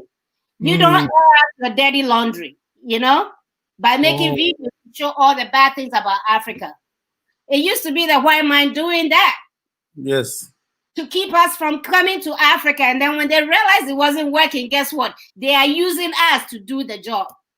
They are enjoying it, and they are pushing you for you to put that video to stop the other brothers and sisters from coming down. We need to wake up and shine our eyes. They don't have any complaints. You don't see them doing videos about the potholes. They drive through the potholes just fine. And you, the Daki, you are the one that is, you know, doing the propaganda. So we need to get together and know that, you know what, there's so many places to go in Africa. There's so many places to go in Europe. Just like Africans, we travel everywhere. We're saying we're coming back home. If you want to come back home and join, that's fine. We are okay eating that meat that the fly has stood on. Over 3 decades in America, I still eat that shit. You know? Straight up. Because that's what builds the unity that we have. Africans never don't kill. I'm done. Thank you so much. Okay. So I think everybody wants to come to Africa. If you come, you can watch videos. I'm still learning my own country. I was born there, and I still have my own little frustrations. That is everywhere. Nowhere is peaceful. It doesn't matter. Even your own household where you were born with your brothers and sisters, you're going to have some difficulties in that household. It's how you work around those difficulties. Complaining is not going to solve it. Learn. If it can't fit, you learn to work your way around the problem. If you can't go through the problem. Yeah. And that's all I have to do. Thank you so much. I really appreciate that. Yeah, I'm going to see you next week. Thank you. Right. All right. I can't try, man. No. Hey, sorry. Offer. It's saying. Now swear. You can come. No. Right. Right. I'm going to talk a bit about. Well, good evening, everyone. I'm actually going to talk to the comment section. Right. Okay. One thing I've noticed over the few weeks that a lot of diasporans are coming to Africa is that there's a lot of people who are disillusioned, actually on the continent and also abroad, because the expectations is too high. Because we look at things from where we live, but we try to compare, as some of your audiences said. But let's remember, let's wind back and go back to where we're coming from. We are not living in the industrial era anymore. We're actually living in the service industry era, where we live in the Western world is all service industry. All the industries have gone to China and Asia and all that. Right now, what we're doing is service in those industry. So most of us are sitting behind desk and working. we're sitting in front of PCs and working, and also providing services for utility and all other services. So we've got that knowledge within ourselves. So when we go into Africa, most of us don't have to go and do what the Africans are already doing. You get me? We can't go back there and compete with them who are already doing what we want to do. What we need to do is take our knowledge there and provide services for those who are already working in our field. That's the best way, because that way you're doing something which no one, you know, you've got less competition. Also, you're also providing services to the indigenous, because they do things differently from the West. True. If we look at a lot of the governments in Africa, most of them are providing private partnerships, which means that you can partner with a local to provide services for the government. You don't have to open your own shop and sell clothes. You don't have to open up a restaurant all the time, and then you realize that you're not being patronized, or you don't have to open up a movie house or anything, because they're already doing it. But you can provide services through the government. And also you can provide other services which is not on the ground. If you look, you can also look at the United Nations Development Goals. The United Nations Development Goals are goals set by the United Nations, which we can actually look through and find businesses that we can partner with the United Nations. It's so simple. You know, we can provide customer service on the ground, because one thing people complain about a lot is customer service. You go to a restaurant, and then sometimes you have to sit there for 30 minutes while people are just loitering around. You know, in the Western world, your food is there straight away. We could do training to, you know, work with, businesses to train their staff. That's another avenue. You don't have to go and open up a business. They're already doing it. Just provide the services like training and stuff so that you teach them customer service. You know, another thing is you don't have to go and build properties and selling properties. They're doing it already. So what you can do is if you look at most African towns and villages, you can see that a lot of them were built in the 40s and 50s. A lot of them have got the same roof that they had from 50 years ago.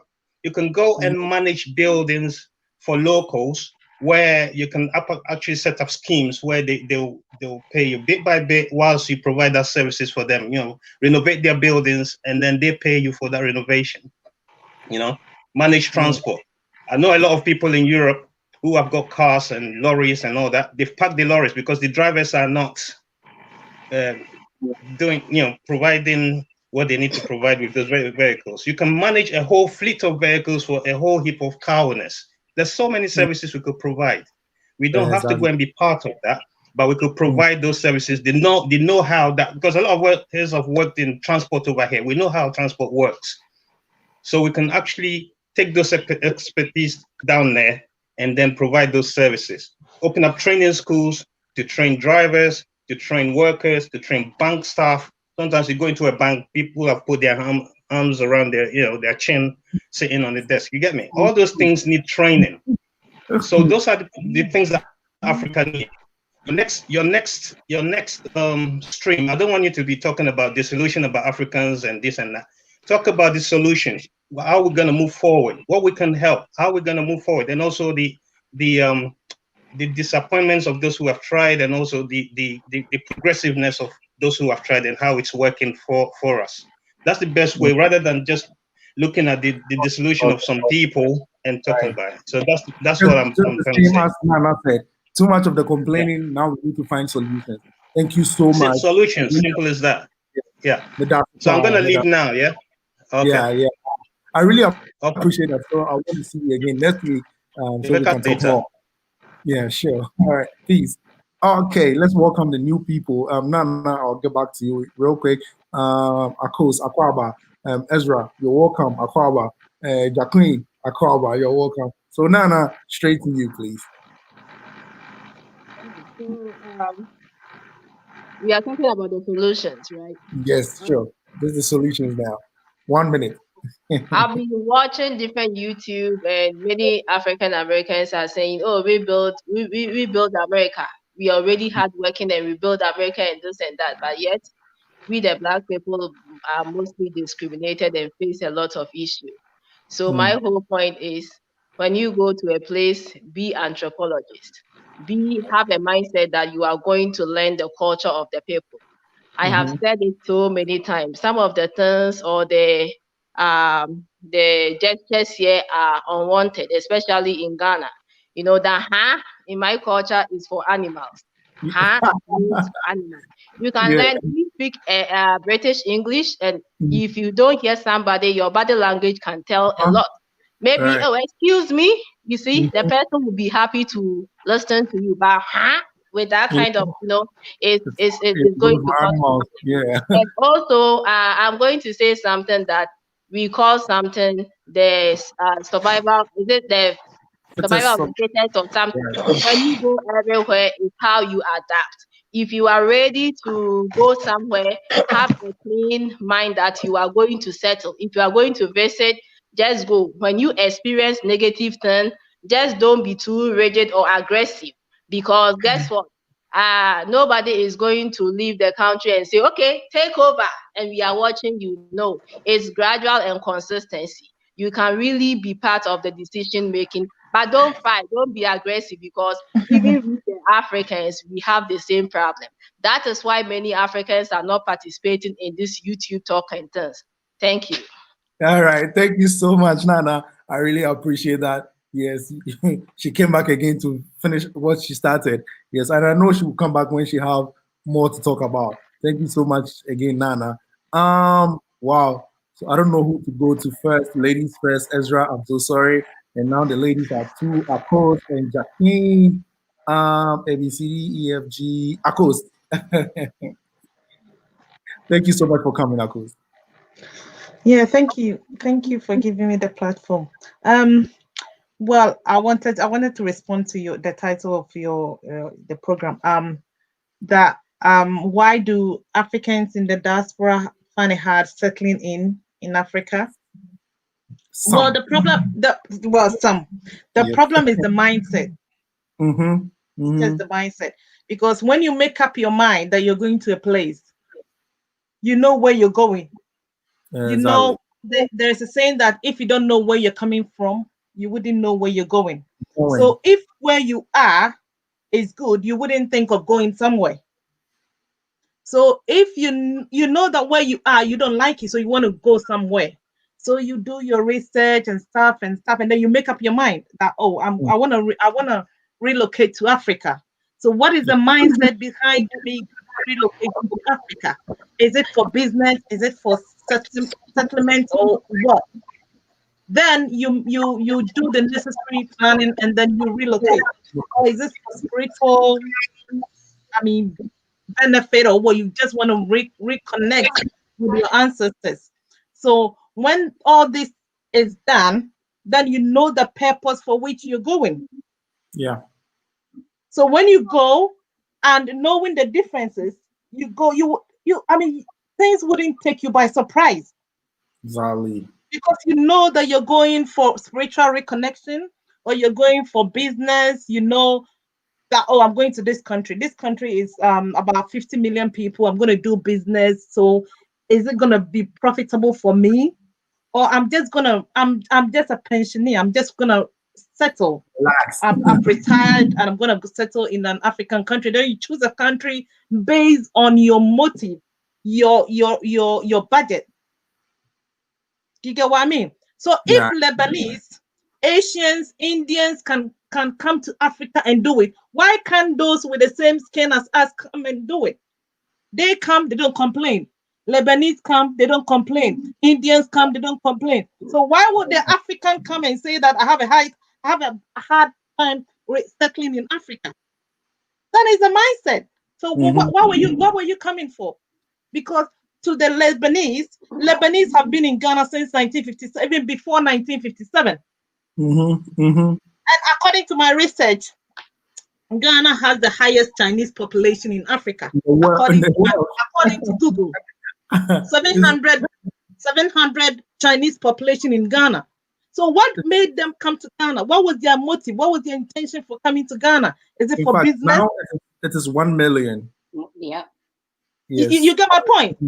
So out of the 54 countries, if the Chinese chose Ghana, what was their motive for coming to Ghana? Is it for the mining? Is it for the gold? Is it for the cocoa bauxite? What was their? What they didn't come to retire. They were not coming there to retire. They chose. They did their research.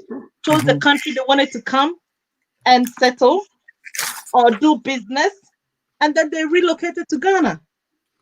So if these people, because when I was young, I saw a lot of Lebanese in Ghana, a lot of Lebanese in Ghana, and they have businesses everywhere. Exactly, and some of them are still there. And I have never heard a Lebanese complaining that, oh, I'm having a hard time adjusting myself in Ghana, because to him the mindset was, oh, I'm coming to do business, and that is all. So if these people come and they're coming with the right motive for the purpose of, I'm coming to do business, I'm coming to open a school, I'm coming to settle, why can't those with the same skin as us, why should we even find it hard? It shouldn't be that difficult. So it all depends on the mindset. So if the mindset is right, you wouldn't find it hard settling in Africa, in any African country. And if you do your research right, you wouldn't find it hard. It's so true. So that's all I can say. Okay, let me hold you for a minute. I will come back and ask you this question for a minute. Let me just hold you. So whilst you wait, let's go to Jack Queen. Thank you so much, Jack Queen, for waiting. Much appreciated. You're welcome to the live stream. Akwaba. I was calling you Akwaba. Then you say yeah.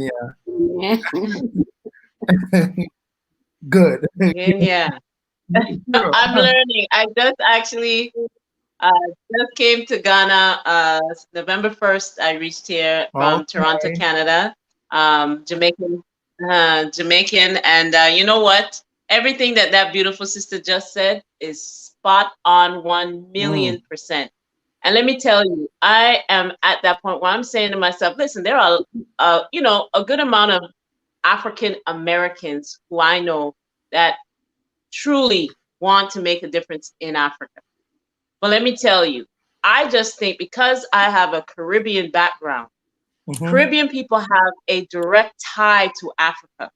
My mother told me that her mother pounded, we have something in Jamaica we call breadfruit. And she pounded it just like how you all pound yam.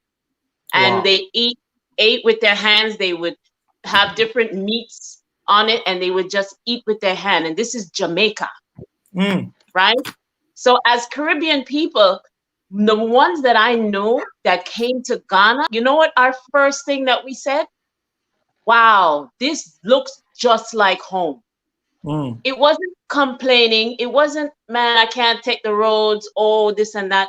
It was a direct link. It's like, a plug to an outlet, and I knew when I touched down to Africa, my first time, November 1st of this year, which is Ghana, I reached first. I said, I'm home. I am home. And that's just kind of the advantage that we have as Caribbean people. If you go to the Caribbean, go to Jamaica, go to Trinidad, Tobago. I've been to Tobago. Tobago is exactly Cape Coast. I live in Cape Coast. I live in Elmina, actually. When I tell you they look identical, it is identical. So all I'm asking my beautiful African American brothers and sisters, like that sister said, do your research, find your why. Are you here to connect back with your ancestors? Are you here for business? Why are you here?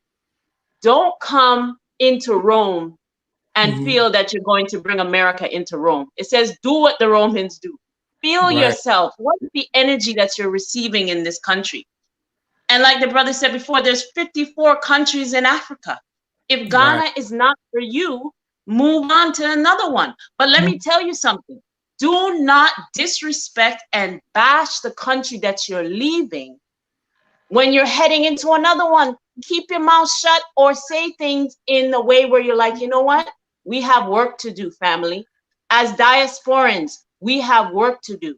We would like better roads. How can we come together, my people in the diaspora, and build the roads better? Or how can we, you know, make things better? I said one time, I said to, I made a comment to Go Black to Africa. I don't have a problem with that, brother. But again, the consistent complaining as they're leaving. As he was leaving Ghana, he went to Rwanda. One of the last videos he did was, oh, how come they don't have proper sewage systems? Oh, how come the roads are so bumpy? Oh, how come, you know, the police are always asking for money? Let me tell you something. I left Toronto, Canada, when the tax is 13% on goods and services. Okay? Just put 13% on anything that you buy. How much is that? You understand? The price of food is astronomical. Police are the biggest scammers in America and Canada. Right. Okay, the government are the biggest scammers. We're living in a scam time right now, and that's a whole nother topic. But this whole C word, right, to me is the biggest scam right there. So even in Canada, we had something called COVID tax. So don't tell me that Africa and specifically Ghana is dealing with scammers and police need. Give them the money. That's how I feel every time. If I can get, you know, I'm gonna give my brother or sister that 2 CD. You better believe it, and I'm gonna do it with a smile. You know why? Because I've been scammed and mentally raped in Toronto, Canada. I lived in the US for 10 years, and I've been mentally raped there too. So if I can give my brother or my sister a 2 CD, a 10 CD, I'm gonna do it with a smile. Because every day I have to look at these Europeans' face that look at me and smile and stab me in my back, or looking for a way to kill my legacy and to kill my culture. And I'm back and I'm home and I feel so good. I have absolutely nothing negative to say. When they talk about poverty, I don't see poverty. I see unity. Because when my brother or sister, they need a cup of rice, they know they can go to their neighbor and get a cup of rice. In Canada, in the US, they have the welfare system. They have the food stamp system. They have, you know, where you have to depend on this system to provide for you. And what do they say? Oh, you can't, if you live in housing, you can't bring your man in there. You just have to bring, you know, just yourself and the child. They're dividing family. Africa is about culture and family and unity. So, you know, I'm so passionate about this. I am home. And this is my home. I love Ghana so much. And I just encourage more Caribbean people to open your eyes and see this is your home. And I'm not trying to exclude African Americans. I'm just saying that Caribbean people have a direct connection. In Jamaica, if I'm not mistaken, it's actually a tree word, Yama'aka, which means I think they left us here. Yeah. So the word Jamaica actually is from a tree word, and in Jamaica, Yaka. Yes. So I think they left us here. So that's just from my point of view. I love my brothers and sisters in America. Do not get me wrong. But honestly, if you have anything negative, please make sure there's positive attached to it. Thank you so much. Thank you so much, Ezra. Jacqueline, Matt, I really appreciate that. Let's get to Ezra. Yes. Ezra, thank you so much for waiting, and thank you so much for your patience. Much appreciated. You are welcome once again. Thank you, Nabi, for letting me in. Just my take on this whole issue of diaspora, people from the diaspora having challenges in our continent. I think most of, from the little I've observed, I won't say everyone, is there's a so-called maybe I don't know whether they just see Africa as a country, and how they speak, like if you are in Ghana experiencing a problem, it's like the whole Africa is the same problem, because once you go to one country to another, it's different. And you might be from Togo to Ghana, it's also a different story altogether in terms of the lifestyle, the language thing as well. And another thing is for people that want to come to Africa, the reason why the Asians are beating the diaspora in business and they're establishing themselves quickly is because they have I, I'll love to call it unity, because if you look, most of those Chinese guys or Lebanese or Indians, when they come in groups. They don't just come. You won't just see one individual coming in the country. You might just see one person. After a while, you just see like a group of guys coming in. And whenever somebody comes from another country, let's say maybe a Chinese guy will first come in the country, set up a small shop. After a month or so, you start seeing when you go to their shop, you see another Chinese person. So they have that thing of whereby they welcoming each other, they help each other to settle in the country. I think with the diaspora, they also need something like that, whereby they can also use their own communities to also help each other in terms of the information. If you want to settle in Ghana, if you want to settle in Nigeria, wherever, whichever country you want to settle in, whereby they can go to their either embassy or their community, diaspora community, and just find out what businesses are there and how they can settle in, things like that. Because if you look at the Chinese, you look at the Lebanese, most of them, they are family oriented businesses, or it's a group of people that are running those businesses. It's not just one Right. individual. Right. Hence, the diaspora are struggling because they come as individuals. And Africa is not. It's not easy to just come as an individual and a stranger where you don't know the systems, how things work. So they don't really have I'll say maybe a support or a proper guideline to settle into most of our countries, because what I notice is they just come as individuals. They are happy to be in the continent, and the excitement takes over them. But the fact remains that you need to make a living. If you're to settle in a country, there's expenses, and also the mindset of thinking maybe Africa is just cheap. It's something that they should erase when coming to the continent. They should realize this: we have everything that's when you come to this continent, you need to realize that you are going to find challenges. You are going to find things that you need to pay for, bills. It might be a bit different from country to country, but eventually you must have that mindset coming to the continent to say, you know what, settling in this country, A, B, C works, D might not work, or I might not pay this type. I might not be paying water. Maybe there's a borehole in that country. They use boreholes than a water system. So things like that they need to consider when they come into the continent. That every country is different. But one thing, my advice to them is they must build communities as they're settling in. If there's already a big African American community in Ghana, they should be opening ways for the other guys coming in. Instead of blocking their fellow brothers, they should try to settle them in, show them around what to do, where to go. That's how the Chinese. That's why the Chinese are beating us. They're beating the guys who are coming from outside, and I think a lot of diaspora people, they thought Africa is just totally black. Yeah, they're forgetting that Africa has been explored for many years, for thousands of years. The Arabs, the Europeans used to pass through Africa. I mean, Ghana was one of the Portuguese used to pass in Ghana for either refreshment, a stopover, and all that stuff. That's what they So say. Gateway to Africa is Ghana. It's true. yes, you know, and I mean the spice trade, Africa was played a big role, and if you check, it was not just Ghana only. There's a lot of countries where there was a lot of stopover. As far as I'm from South Africa, by the way, but I've been following a lot of what's happening in terms of the diaspora. People want to come back to the continent and all that stuff. And in all these African countries, even in my country, what I realize is all the guys who are from Asia, they work in groups. They work in groups and they help one another to settle in. And I've realized you find a guy who comes in with nothing. When you look at this person, is a Pakistani. You can see like this guy comes from a very impoverishing background. But I Right. tell you, 3 months down the line, he'll be running the shop like a big boss, like a big guy now. And that's how they help each other to settle in, you know.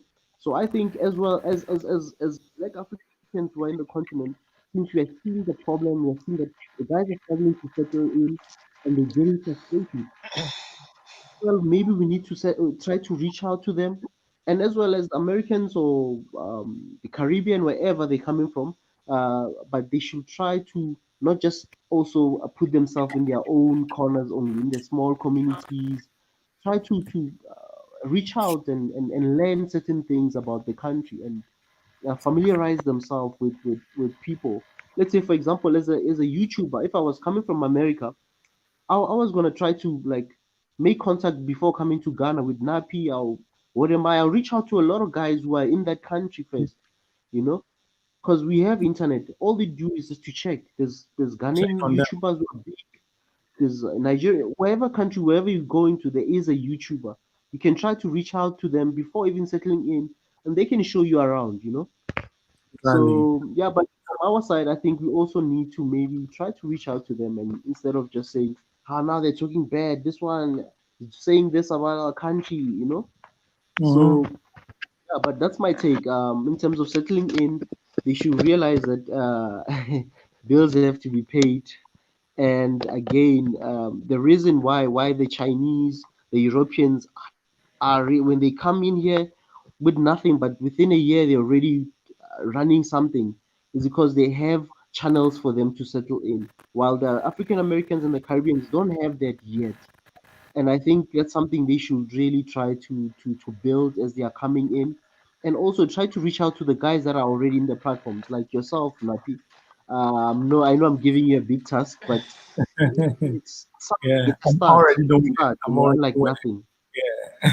You know, because people get into a country and then they get a culture shock, like, oh no, the police want this from me. I don't get this, and because somebody didn't even give them a hint to say, you know what, these are the things to look out for when dealing with such people. This is how you talk to them without even I mean, there's ways to talk to police without even taking out any money. I think Right. people really get into this mentality that hey, once the police stop you, they want your money. I've been in countries where you can literally just, if you just talk to the people with no attitude, with nothing, just soft, humble yourself. The guys start understanding you and giving you, I mean, a pass, you know. So, Right. but yeah, but I think that's a difference. Sometimes let's not be harsh on the guys that are trying to repatriate to Africa. But But those are the but things why but we can't compare. but my problem is when you say we should be harsh, when continental Africans move abroad, they are able to adjust. How different are we from the Black Americans? I mean, how different are we from them? Because when Africans relocate or move abroad, they are able to adjust and they don't complain like they do when they come to Africa. We also get culture shock all the time when we relocate abroad, but we don't complain. We make the best of it. When you go to the States, Nigerians and Ghanaians are one of the most successful people in America. Why? Because they take advantage of the opportunity and make use of it. When you go to the institutions, you are one of the most educated people in the universities in America, and even here in England, Ghanaians, Nigerians, and other nationalities from some of the most educated people abroad. Why is it that when we move abroad, we are able to adjust, even when the culture shock is there, even when the difficulty is there, but we are, how different are we from them? And they come to Africa and they complain all the time, and we don't get snack. What is snack? Come on, if you have a proper mindset, coming to Africa and complaining about snack means you have a very low mentality. Come on. Let me say something. We need to. Can I try to answer that? Okay. 1 minute, please. Fitzwari has been here for a long. I want her to talk, and then we'll continue from there, please. Yeah, peace to everyone on the panel. Right. Chat, peace to you, Nappy, my Yeah. brother. Yo, so I'm well, I was born in Brooklyn in America. I was my parents from the Caribbean, and I've been to Ghana, and I understand what people are saying, but I want people to understand that just because a few people on YouTube make a video, it doesn't mean that's the general mindset of people who are returning to Africa. Because even before Ghana had the year of return, there was already over 10,000 diasporans living in Ghana. That was that was even before the year of return. So now with the explosion of social media, people are more visible, right? And because people are more visible, we might assume that there's a lot of people complaining, but most of the people who are there are not complaining. They have adapted for years, because people have been going there for years. Because even when I went there for the first time in 2007, I met people who have been there for like 20 years. You know what I mean? So people do go there, and they do have organizations that have been set up to help people transition. They do have those things there already in place in Ghana. So just because a few people on YouTube make videos and they are the most visible because they have a channel and whatever.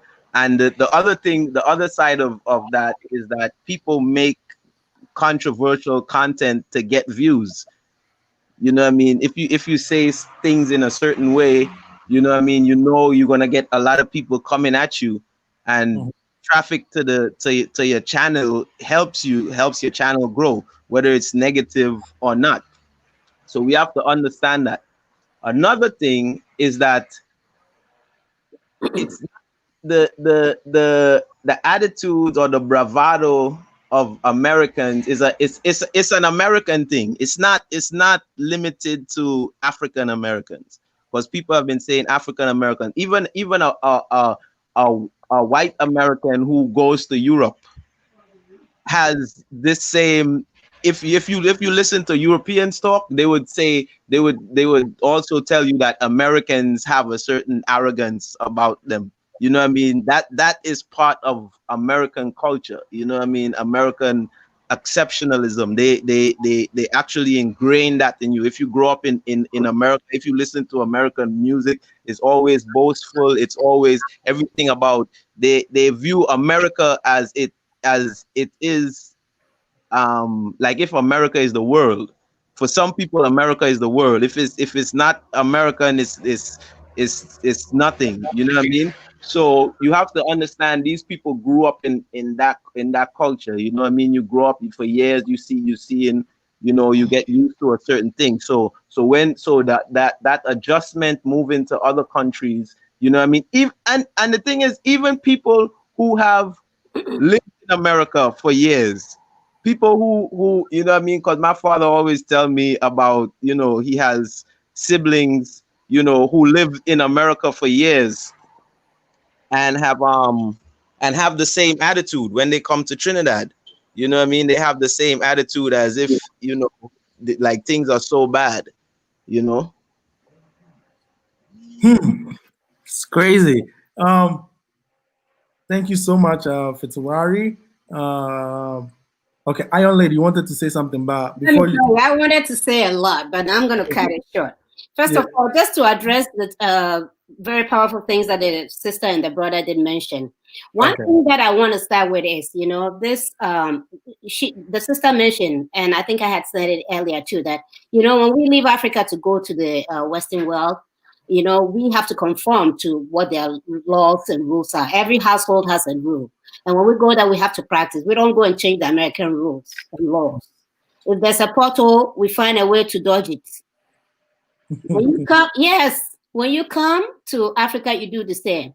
But the problem that it has been, and what is the root cause of our problem, is the divide and rule. And we have that divide and rule then, that it comes back on the continent for us. And even within the continent, we have that. You can see your brother doing well, you want to go right in between and cut, or even, if you open a store and you're doing so well, because they are patronizing you, that's why you are driving that car. So I'm not going to buy sardine from that store again. I'm going to buy somewhere else because I'm in competition with you. That is our problem. Going back to the brother, when we say Lebanese people and the sister, Chinese people come to survive, Chinese come and survive. And the same culture that we have in America, that we are blame, and not doing nothing to better ourselves, we are doing the same there. When the Chinese came, what they are doing, has somebody stop us from doing it?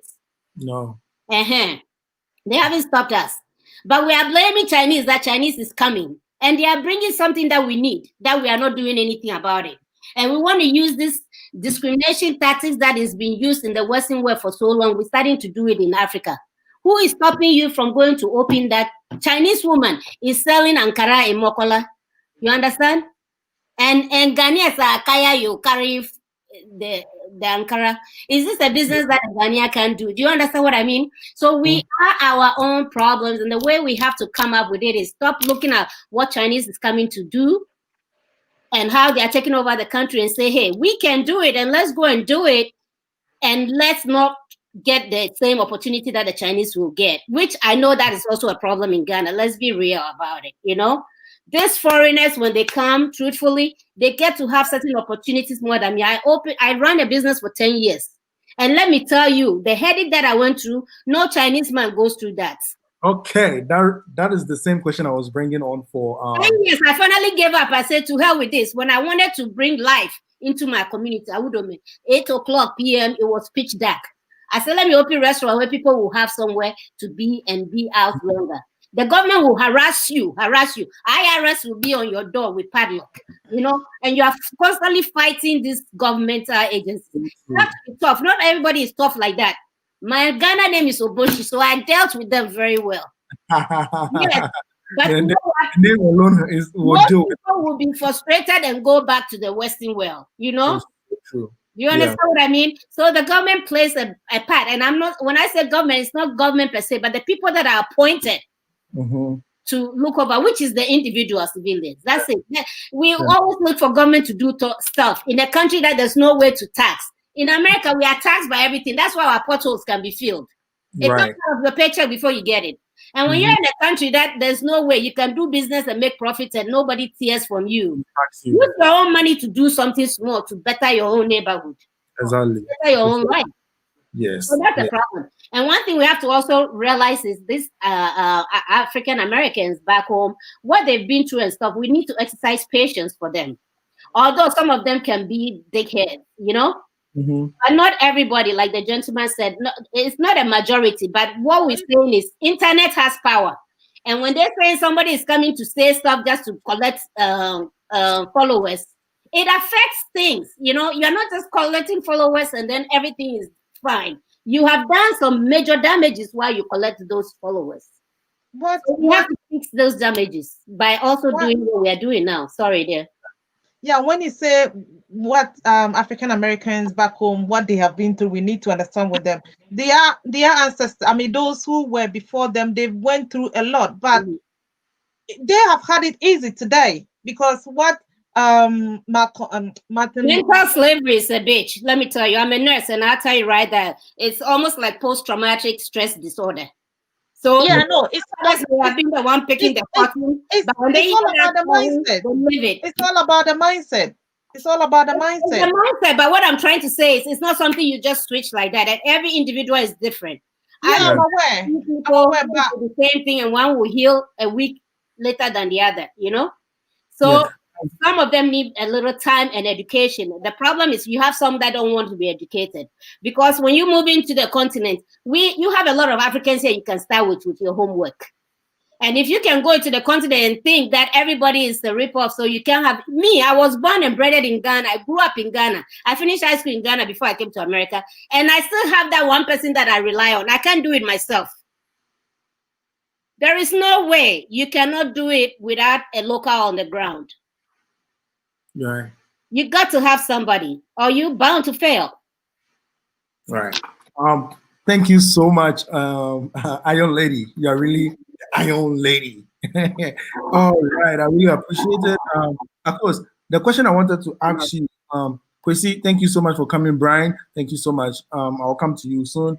Of course, the question is, Iron Lady just hit a point on it about the revenues that's Ghana Revenue Authority, the IRS. Yes, when you have or you set up a business in Ghana, they are the people that will make you go through stress.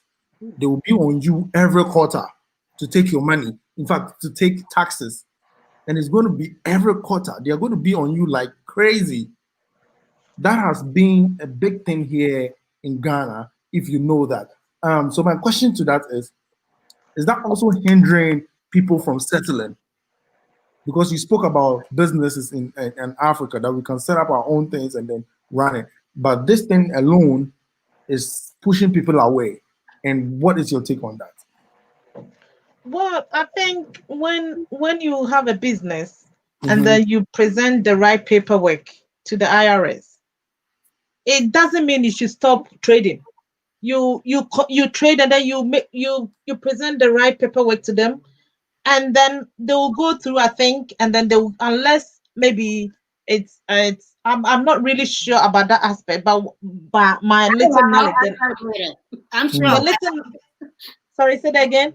I said I'm sure of that aspect because I lived it, so I will explain it later. Oh, okay. So I think when it's about opening up a shop or something, or you are into maybe how do you call it, tourism, tourism, what do they call it? Those people that repatriate people, and you want to register your business or whatever. I think it doesn't stop you from what you're doing. It doesn't. When you present the right paperwork, they will give you time. So once you have presented the paperwork, you continue doing what you're doing. Doesn't mean you should stop trading or whatever. So when you present the kind of attitude they have towards you, I've witnessed it myself. I've witnessed. I was sitting in front of someone's shop. That's a provision shop, and the kind of like the way they react. It's like you owe them so much money to the extent that you can't even pay them, and they are using force to take it. If you're not paying, they are locking up the shop. And embarrass you with your customers. Oh, you're talking about, those who have open shops and then they come and... Yes. Exactly. Yes. That's what I'm talking about. Okay, because my mom used to have a shop, and when she sees them coming, she will look up the shop. So these are the people we're talking about. Yes. Yeah, she'll lock up the shop, and then for them to. So I think you didn't get a question in the first place. So this is the exact thing I'm talking about. The problem. Yes, the assessment they give you too, it's not from your receipts. They give you 20 cars parked in your place. They assume you are making money, or they see the live band on Friday. And these people are coming to drink. Some of them are making their own banku and put in cooler and bring to your live band. I think what we need in Ghana, or whether Africa or any other developing country, is transparency. We need to know what they are charging. So I know that with this shop, at every month I'm paying 50 pounds every month. You get what I mean? So if everything is transparent, because even there are a lot of Ghanaians that don't even know how much Akufo-Addo is earning. And here we know how much the Prime Minister is earning. Everybody knows how much everybody earns. How much when you work, a lot of people know what a train driver. You don't need to be a train driver to know how much a train driver earns. Everything is transparent. You get what I mean? Everybody knows how much MPs earn in this country. But when I ask you that, you know how much a member of your parliament earns, will you be able to tell me? They even earn certain allowance. Things are not transparent in Africa. So if things are made transparent in Africa, then we'll know how to. Because if I open a shop and I'm made to pay 50 pounds every month, I will know that at the end of every month I'm made to pay 50 pounds. So they'll send me they'll send me the invoice, they'll send me the bill, and at the end of every month I will make payment towards that. But if you turn up at the door of my shop and tell me that I owe 100 pounds when I know nothing about it, why do you want me to pay that money? Right. This is what is pushing some people off. Okay, Ezra, what do you have to say? Sorry, Akuz. Okay. When it comes to revenue collection, I think most of our institutions are not properly structured to trace accounts, because in most developed countries, they can trace your accounts they can go into your account when you've missed your tax payments, or you've not been updating your tax returns. So and again, what the other sister said about them just seeing 20 cars in your business, and now they just come, the officers go there and harass you. Like, we've seen issues where others are on the payroll. Some guys are, they know the so and so's business. They won't go to that guy. They'll go to to harass somebody who's not maybe politically connected, or does not mingle with the commissioners and whatnot, you know. But Oh, I think the main thing, commissioners come there and they don't care. They come in at lunchtime to eat the free lunch, and they will use that harassment to try and get the free plate. And so the day I was on ground, that I say, what are you talking about? How do you assess me tax without seeing my tax papers? They just write a number and say, this is what you want. When I'm supposed to fill my books and give it to you, the quota is not there. That's what they do, you know, and nothing stops them because it starts from the top. The small person will come to the front to do the nonsense. But when they collect the money, they share it out there. It is a problem. I'm sure the government knows about it. It's very little. But the only thing we can do is we, the individuals. When we all have to scream like that, Ghanaians don't like noise. I've been called a witch. We're not before. You know, if you make some noise, they will leave you alone because they don't want everybody to know what they are doing. Ghanaians, we talk a lot, but we are scared. Yeah. So we have to collaboratively get together and say, this is a problem they are doing and they need to stop, especially for business. And it's only us that register our business right that they give us that headache. I have so many friends that have businesses, and the taxes that I told them about, they said they've never heard of it before. Because yes, they've not registered it. Nobody's going to come to them. The American way, and I'm suffering. You know? And one thing Africans should realize is that once you are a taxpayer, you have a right to be vocal in everything that goes on in the country. That's the transparency you were talking about. Yes, once you are a taxpayer, because they use your tax to pay the police officer. So if he's doing something and it's not right, you have the right to question him. You have the right. But there's this kind of like, I don't know whether we withhold something, it's fear that is withholding us, or what. Exactly. Because if a police officer, an MP, or assemblyman or whatever is doing something and it's not right, you have every right to confront or question him, because he's being paid by your taxes, by your money. They threaten them. That's why they don't say nothing. Because they're little people, and they threaten them. Yes, I've always been saying, what actually is the work of the AMA? Oh, please. The gutter that I create in my neighborhood, AMA will not come. Gutter is full of what at all does the mayor do? What does he do in Accra? Ezra is kind of confused there. AMA is Accra Metropolitan Assembly. I don't even know their work. I don't know their purpose in Ghana. All I know is the name. That's all. For real.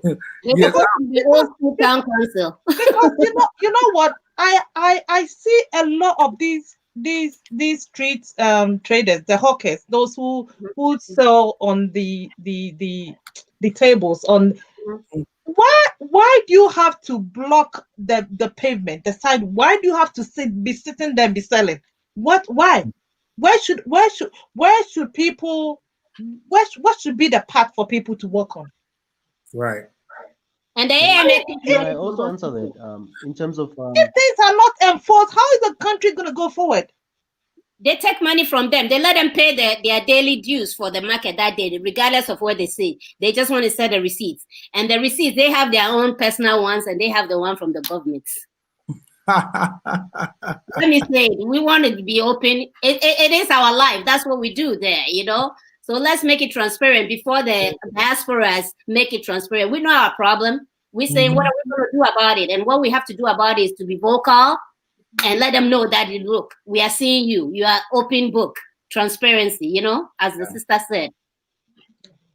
Yeah. Thank you so much. Okay, Ezra, before you talk, I would like to say, just add up your last words, then you wrap up. Okay, my last words. You mentioned the IRS.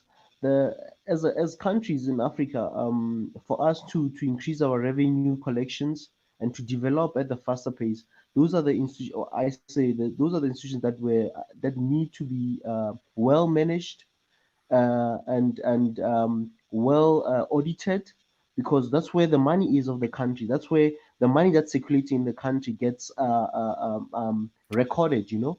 And even the bylaws, the city bylaws, whereby those can be enforced. If they are enforced and people have permits to sell and stuff, that's where we will have like organized cities, and we'll have cleaner even cities if we can do that. Because at the moment we have a lot of informal businesses in our continent. It's not that there's no businesses, it's just there's a lot of informal businesses. Hence, there's no the tax revenue or tax collection. It's so little because the people that there's a lot of so-called cash economy, what they call a cash economy, where a lot of things government cannot even retrace and even recuperate some of the money because we're living in cash economy where the money is just in the black market. You understand? It only gets recorded when you go to the big guys, the big shops or the malls and stuff. That's where now the tax gets only collected. So if our tax collection departments in our government can be strengthened and well managed, I'm sure we can get a lot of money. Just like in Congo, remember at some point, just something off topic, in Congo, in Eastern DRC, there was some mining companies, multinationals, were not paying tax at some point, and they've been digging a lot of minerals, billions, but they had to be told after years. I mean, imagine how many billions left our continent without being accounted for, and how much DRC lost in tax revenue for their minerals. So those are the things that we need to I think, as government in Africa, that need to be well managed and really have a get audits and yeah, you know. So there's a lot, because I'm just trying to be brief. But yeah, thanks Napi for the show. I wish we can talk more, and yeah, it was nice chatting tonight. Yeah, thank you so much. I really appreciate it. I will see you again next week. You can, Ezra, you can email me on napibreaks50@gmail.com. We need to talk about something. Okay. Okay. Let me just quickly write this. Okay, it's in the comments now. So. Okay. P5. napibreaks50@gmail.com. Okay. Gmail. So I'll put it in there. Okay. Okay. Thanks, Napi. Thank you so much for coming. Yeah. Okay. I really appreciate it. Thank you. Okay. Now we have two beautiful ladies here now. All right. So there's a question here. Napi, can you explain why no price tags are not in Ghana, please? A bottle of water can be sold 1 cedi here and be sold 2 cedis somewhere. Same on the same streets. So with that, I can't explain. I don't know what the reason is. Yes, Nelson. Mostly on the store, right? Mostly on the street hawkers. They may buy the products from somewhere at a different price. You know, maybe where they went to wholesale from, they bought it at $1.50, and then the other person selling a bit lesser bought it at $1 based on when they bought it. So price changing, and it's also our way of bargaining, because we work on inflation in our country. If you tag, you're changing tag all the time, so people just generally don't tag because with the dollar value, you know. Because I was telling someone, a friend of mine was trying to rent an apartment here from the US. He was from the US, and they gave the amount, and I was bargaining, and he was like, "Bro, what are you doing? This is the price." I was like, "In Ghana, we do bargain." He said, "On renting too?" Yes, we bargain. So, Nelson, there's so much inflation, so you need to actually bargain to get different prices. Yes.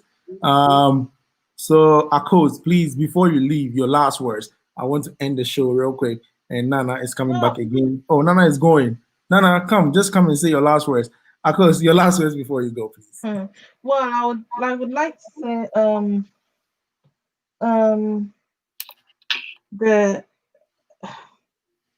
future of every country is dependent on the youth. I mean, they are the ones that are gonna take the country forward, or gonna make sure that the country is really on its feet. So if anything is not working, you need to stand up.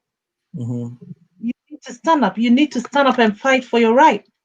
That is how Europe has become Europe, because the majority of the working force are the youth, and they feel like their money has to be accounted for, just like in America or anywhere else. So if you are working, you are being taxed, and something is not wrong, you need to speak up. You need to stand up. You need to speak up. Look at what just happened in Nigeria and SARS. The youth were tired. They stood up. I don't know whether they have disbanded and SARS or whatever, but at least they stood up. So if something is not working, if you want cleanliness in Accra, you need to stand up. The youth need to stand up. Look, we don't like the condition of the capital. We don't like the condition in this country. So you stand up and you put in a petition. This has to work. It has to start from the youth. My grandmother is not going to stand up and go and protest. It starts from the. So if something is not working, the youth has to stand up. I hear a lot of people complain about the sanitation in Accra. Something has to be done about it. The youth needs to stand up. So true. So true. Nobody's coming outside to come and do it. It's the youth. And you are the majority of the people paying. The majority of the people paying the taxes are the youth. Yeah. So that is all that I can say. That if indeed we want Africa to work, we want Ghana to work, the youth needs to stand up. They need to fight for the country, because the future of the country depends on yes, it depends on how the youth, react to different things. Yeah. Thank you so much, Akos. I really appreciate it. And thank you for having me. My name is Lady. Nice to meet you. Nice to meet you too. Thank you for having me, Nappy. Sure. I hope to see you again. Okay. All right. Good night. Okay. Bye. Good night. All right. So without doing much, let's go straight to the comment section. There's been a lot of comments here, which I have skipped so many. So I'm going to read these ones, and then we'll end the show here. Thank you so much to everyone. I want to say thank you to Kemi Claus. She came to donate some dollar through the super chat. She says she's doing it on behalf of Miss Trudy. Thank you so much, Kemi Claus. I hope you hear this again, because I wasn't really paying attention to that. Brian Gibson, I really appreciate the support as always for your super chats. Thank you so much. Reginald, thank you. Manning, thank you so much. Now let's go to the comment section, and after that, I'll give shout outs to each and every one before we leave. Peace, guys. Thank you. So K&K Crab Squad, talking about common snacks. We even sell it in the traffic clown family. Okay. This one is going to be randomly. Okay. Nappy, this is still from Red Gold Green. Oh, my bro. Red Gold Green. I am coming to Ghana next week ahead. We'll be happy to see you. Yes, sure, I'll be happy to see you. I really want to see all my subscribers who are moving to Ghana. And even if you're moving to other parts of Africa, I wish we will see each other sometime. Yes, thank you so much, Red Gold Green. No, America is the biggest scam in Africa. Eternal Blossom. Thank you so much for coming again, Eternal Blossom. I really appreciate that. This one is from My T Living. My T Living says, yes, sis, let's keep supporting US first. Okay, us. Yes. Preach girl. That was from Chantel. Eternal Blossom says, those US systems is in the form of oppression. Thank you so much, Eternal Blossom. So whilst I read, I give a shout out. Thank you so much for coming. Bliss B, Culture, Family, Unity. Say yes. Bliss B, thank you so much. Clapping from Akos Sunday. Akos, thank you so much for coming. I really appreciate that. Thank you once again. Planet Mars says, in Africa, when you buy property, it is yours for life. You can never buy a land and build your house and have and the house is passed from generation to generation. Exactly. Planet Mars is gonna be yours forever. She's speaking so much truth. Yes. Eternal Blossom. Maybe Aunt Katie needed a couple. Audrey, Kemi, thank you so much. In the Caribbean, if my neighbor do not have food, we give them. We share, we share, we share. Yes, and let me tell you this: it's happening in the West too. But this time around, if let me just cut it and just go on. Yes, it's getting late. People want to go to bed, and I'm keeping them here. Let me just go on. Jamaica means perhaps we are stranded in tree. Yes, thank you. Audrey Kemi. Okay. that was funny one. Audrey Kemi, maybe Kitty needs a cup of rice. Yes. Okay. I think I should be randomly reading this. Even Bob Marley's wife is currently living in Ghana for more than 2 decades. It's so true. She's going to take she's in Canada right now, if I'm right. Bob Marley's mother, Rita Marley. Chinese governments fund their people to set up businesses worldwide. Chantel, get 3. Thank you so much, Chantel. Kwame Eugene, thank you so much as well. The problem with the diaspora is, wow. I don't think I can finish this. Let me just read it from the true Jacqueline. Any place can be party place, but a horrible place to live. Ghana is pathetic of doing businesses. It's international embarrassment. The people should face it and fix it. Next week, we are going to talk about something nice. I love your channel, bro. Thank you so much, Denise Armstrong. I will be moving there next year. My mother and sister already made that move to Ghana. Keep it up. Thank you so much, Denise. Hope to see you soon. Jacqueline Matt says, we are about to be injected with something that can change our honor and kill humanity. Thank you so much, Jacqueline, for coming through. Let's keep supporting Chrissy. Oh, sorry, Chrissy. I saw you call in and then, Chrissy, I'm so sorry. I'm so sorry. If you can call in again, I'll be so much happy for you to come and talk before I leave. Chrissy, yes, thank you so much. Let's keep supporting Africa to the World movement by helping to promote the positive image of Africa. Thank you so much, Chrissy. Cuckoo Stevie, Cuckoo. Thank you so much. It's not people always say Ghana is this and that. People who have traveled and saying terrible people who are even worse when they come here or establish businesses. Cuckoos, so true. Chantel says, but I say to everyone that came here tonight, wherever, tell them you will pay it tomorrow and get the office address. You don't yell and argue, make them prove it. Go to federal government and take the matter out of the villages to the big house. So true, but it's going to get worse. Thanks for the eye opener, Nappy. Woo, chill. All these YouTubers seem to be flying into Ghana and having fun and enjoying Ghana, and then they leave. That's when you hear all the negative things. It's so crazy, my dear. It's so crazy. Planet Mars, good night. Enjoy your sleep. NAPPIE, thank you so much, Stella and Nali. Always here. Thank you so much. Thank you so much, Stella. Truth to be said, Ghana is worth living than any other place if people can't be trusted. Not easy to fight for your rights in Africa. Corrupt politicians have a lot to hide, and they don't allow freedom of speech. You get penalized for standing up against your leaders. So true. It starts in our homes. But the question is, why is there so much focus on just Ghana problems? There are 54 countries in Africa. What about Egypt problems, Guinea problems? Yes, I'm talking about Ghana because I live in Ghana. So if someone is living in Kenya, someone is living in Rwanda, everyone can bring his whole idea from those countries. Yes, there should be structured class when it comes to office businesses. Ghana needs to stop that nonsense and learn. they seem to hate to learn the right way. The primitive what they do is savage, big savage.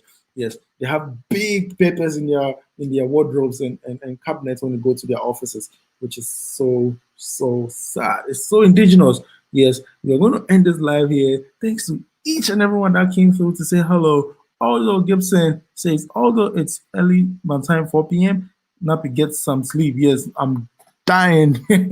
I'm dying here. Thank you so much to each and Fidos. Fidos? Do we have Fidos? Fidos? I just saw Fidos. Where is Fidos' comment? Please, where is Fidos' comment? Fidos, if you are here, thank you so much for coming. Yes, Fidos, I really appreciate it. Thank you so much. Fidos, it's been ages. Thank you so much for coming. Thank you so much to each and everyone who came here to support, who called in. This has been best conversation ever on YouTube. I really appreciate it. And I hope you're going to continue like this each and every Sunday. Please, my camera is broken. That's why I've not been able to bring videos, but I'm trying my best to get a new one. But whilst I get it, I'll start using my phone, because some places I can't use the phone to film. It needs cameras to film, but I'm saving to buy the camera. Yes. So if I get it, I'll hit the streets. But whilst I wait, I'll still try my best and use the phone to create certain things for you. But thanks, Nappy. Have a good night.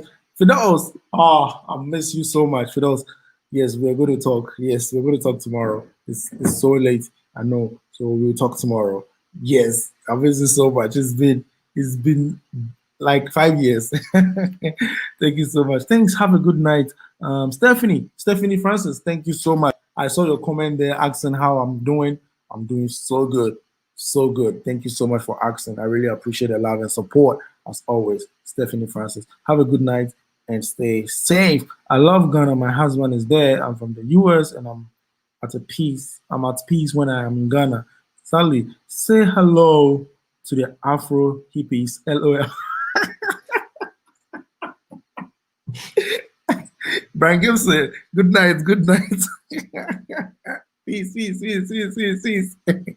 Keep up the good work, Nappy. Good night for those Nangode for coming. Yes, that's beautiful. Natasha, can't wait to see my family there. Despite the issues, it's still a lovely place. Yes. Next week, we're going to solve problems. So we're not going to complain again. Thank you so much to each and everyone. Thank you so much, Chantel. Thank you so much, Kwame Eugene, for being there and replying certain comments for me. And then the interactions was so perfect. I really appreciate that. And I know everybody enjoyed and had a seed or had a bit of this conversation and then took an advice from it. Thank you so much to each and everyone. I'm going to meet you guys next week. Peace out. Stay safe and please stay out of trouble. Don't do whatever I wouldn't do. Don't do whatever I wouldn't do. It's actually sad I hear our own African youth say pathetic things about our own Ghana. We are the future leaders. It's time we all stop complaining and come together and make Ghana our home. Peace. Thank you so much, Cooks TV. Yes, this is what we are going to talk about next week. We should stop complaining. Now it's time to take a bold step and make things happen ourselves, because it's for us and it's not for anybody. Thank you so much. Guys, I need to go now. It's 2 hours, 38 minutes in the live stream, which is which we have to end now. Yes, there's one dislike here, and I'm so sorry. The person who didn't like the video. Yes, we are going to meet up next week. Stay safe and stay out of trouble. Don't do whatever I wouldn't do. Good night and peace out.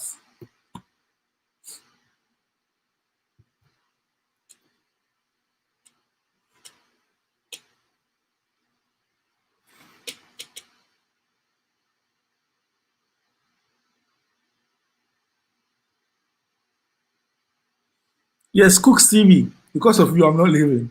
I need you on the live next week. I always come on live every Sunday at 9 p.m. Every Sunday at 9 p.m. Yes, Ghana time. 9 p.m. Ghana time. Oh my God. Madam Coco, thank you so much for coming. Madam Coco, I really appreciate it. Thank you so much. Thank you. You're still live. Yes, yes. Turn it off now, P. Guys. Yes, I need to go now. Peace out. Peace out. Peace out. Peace out. Peace out.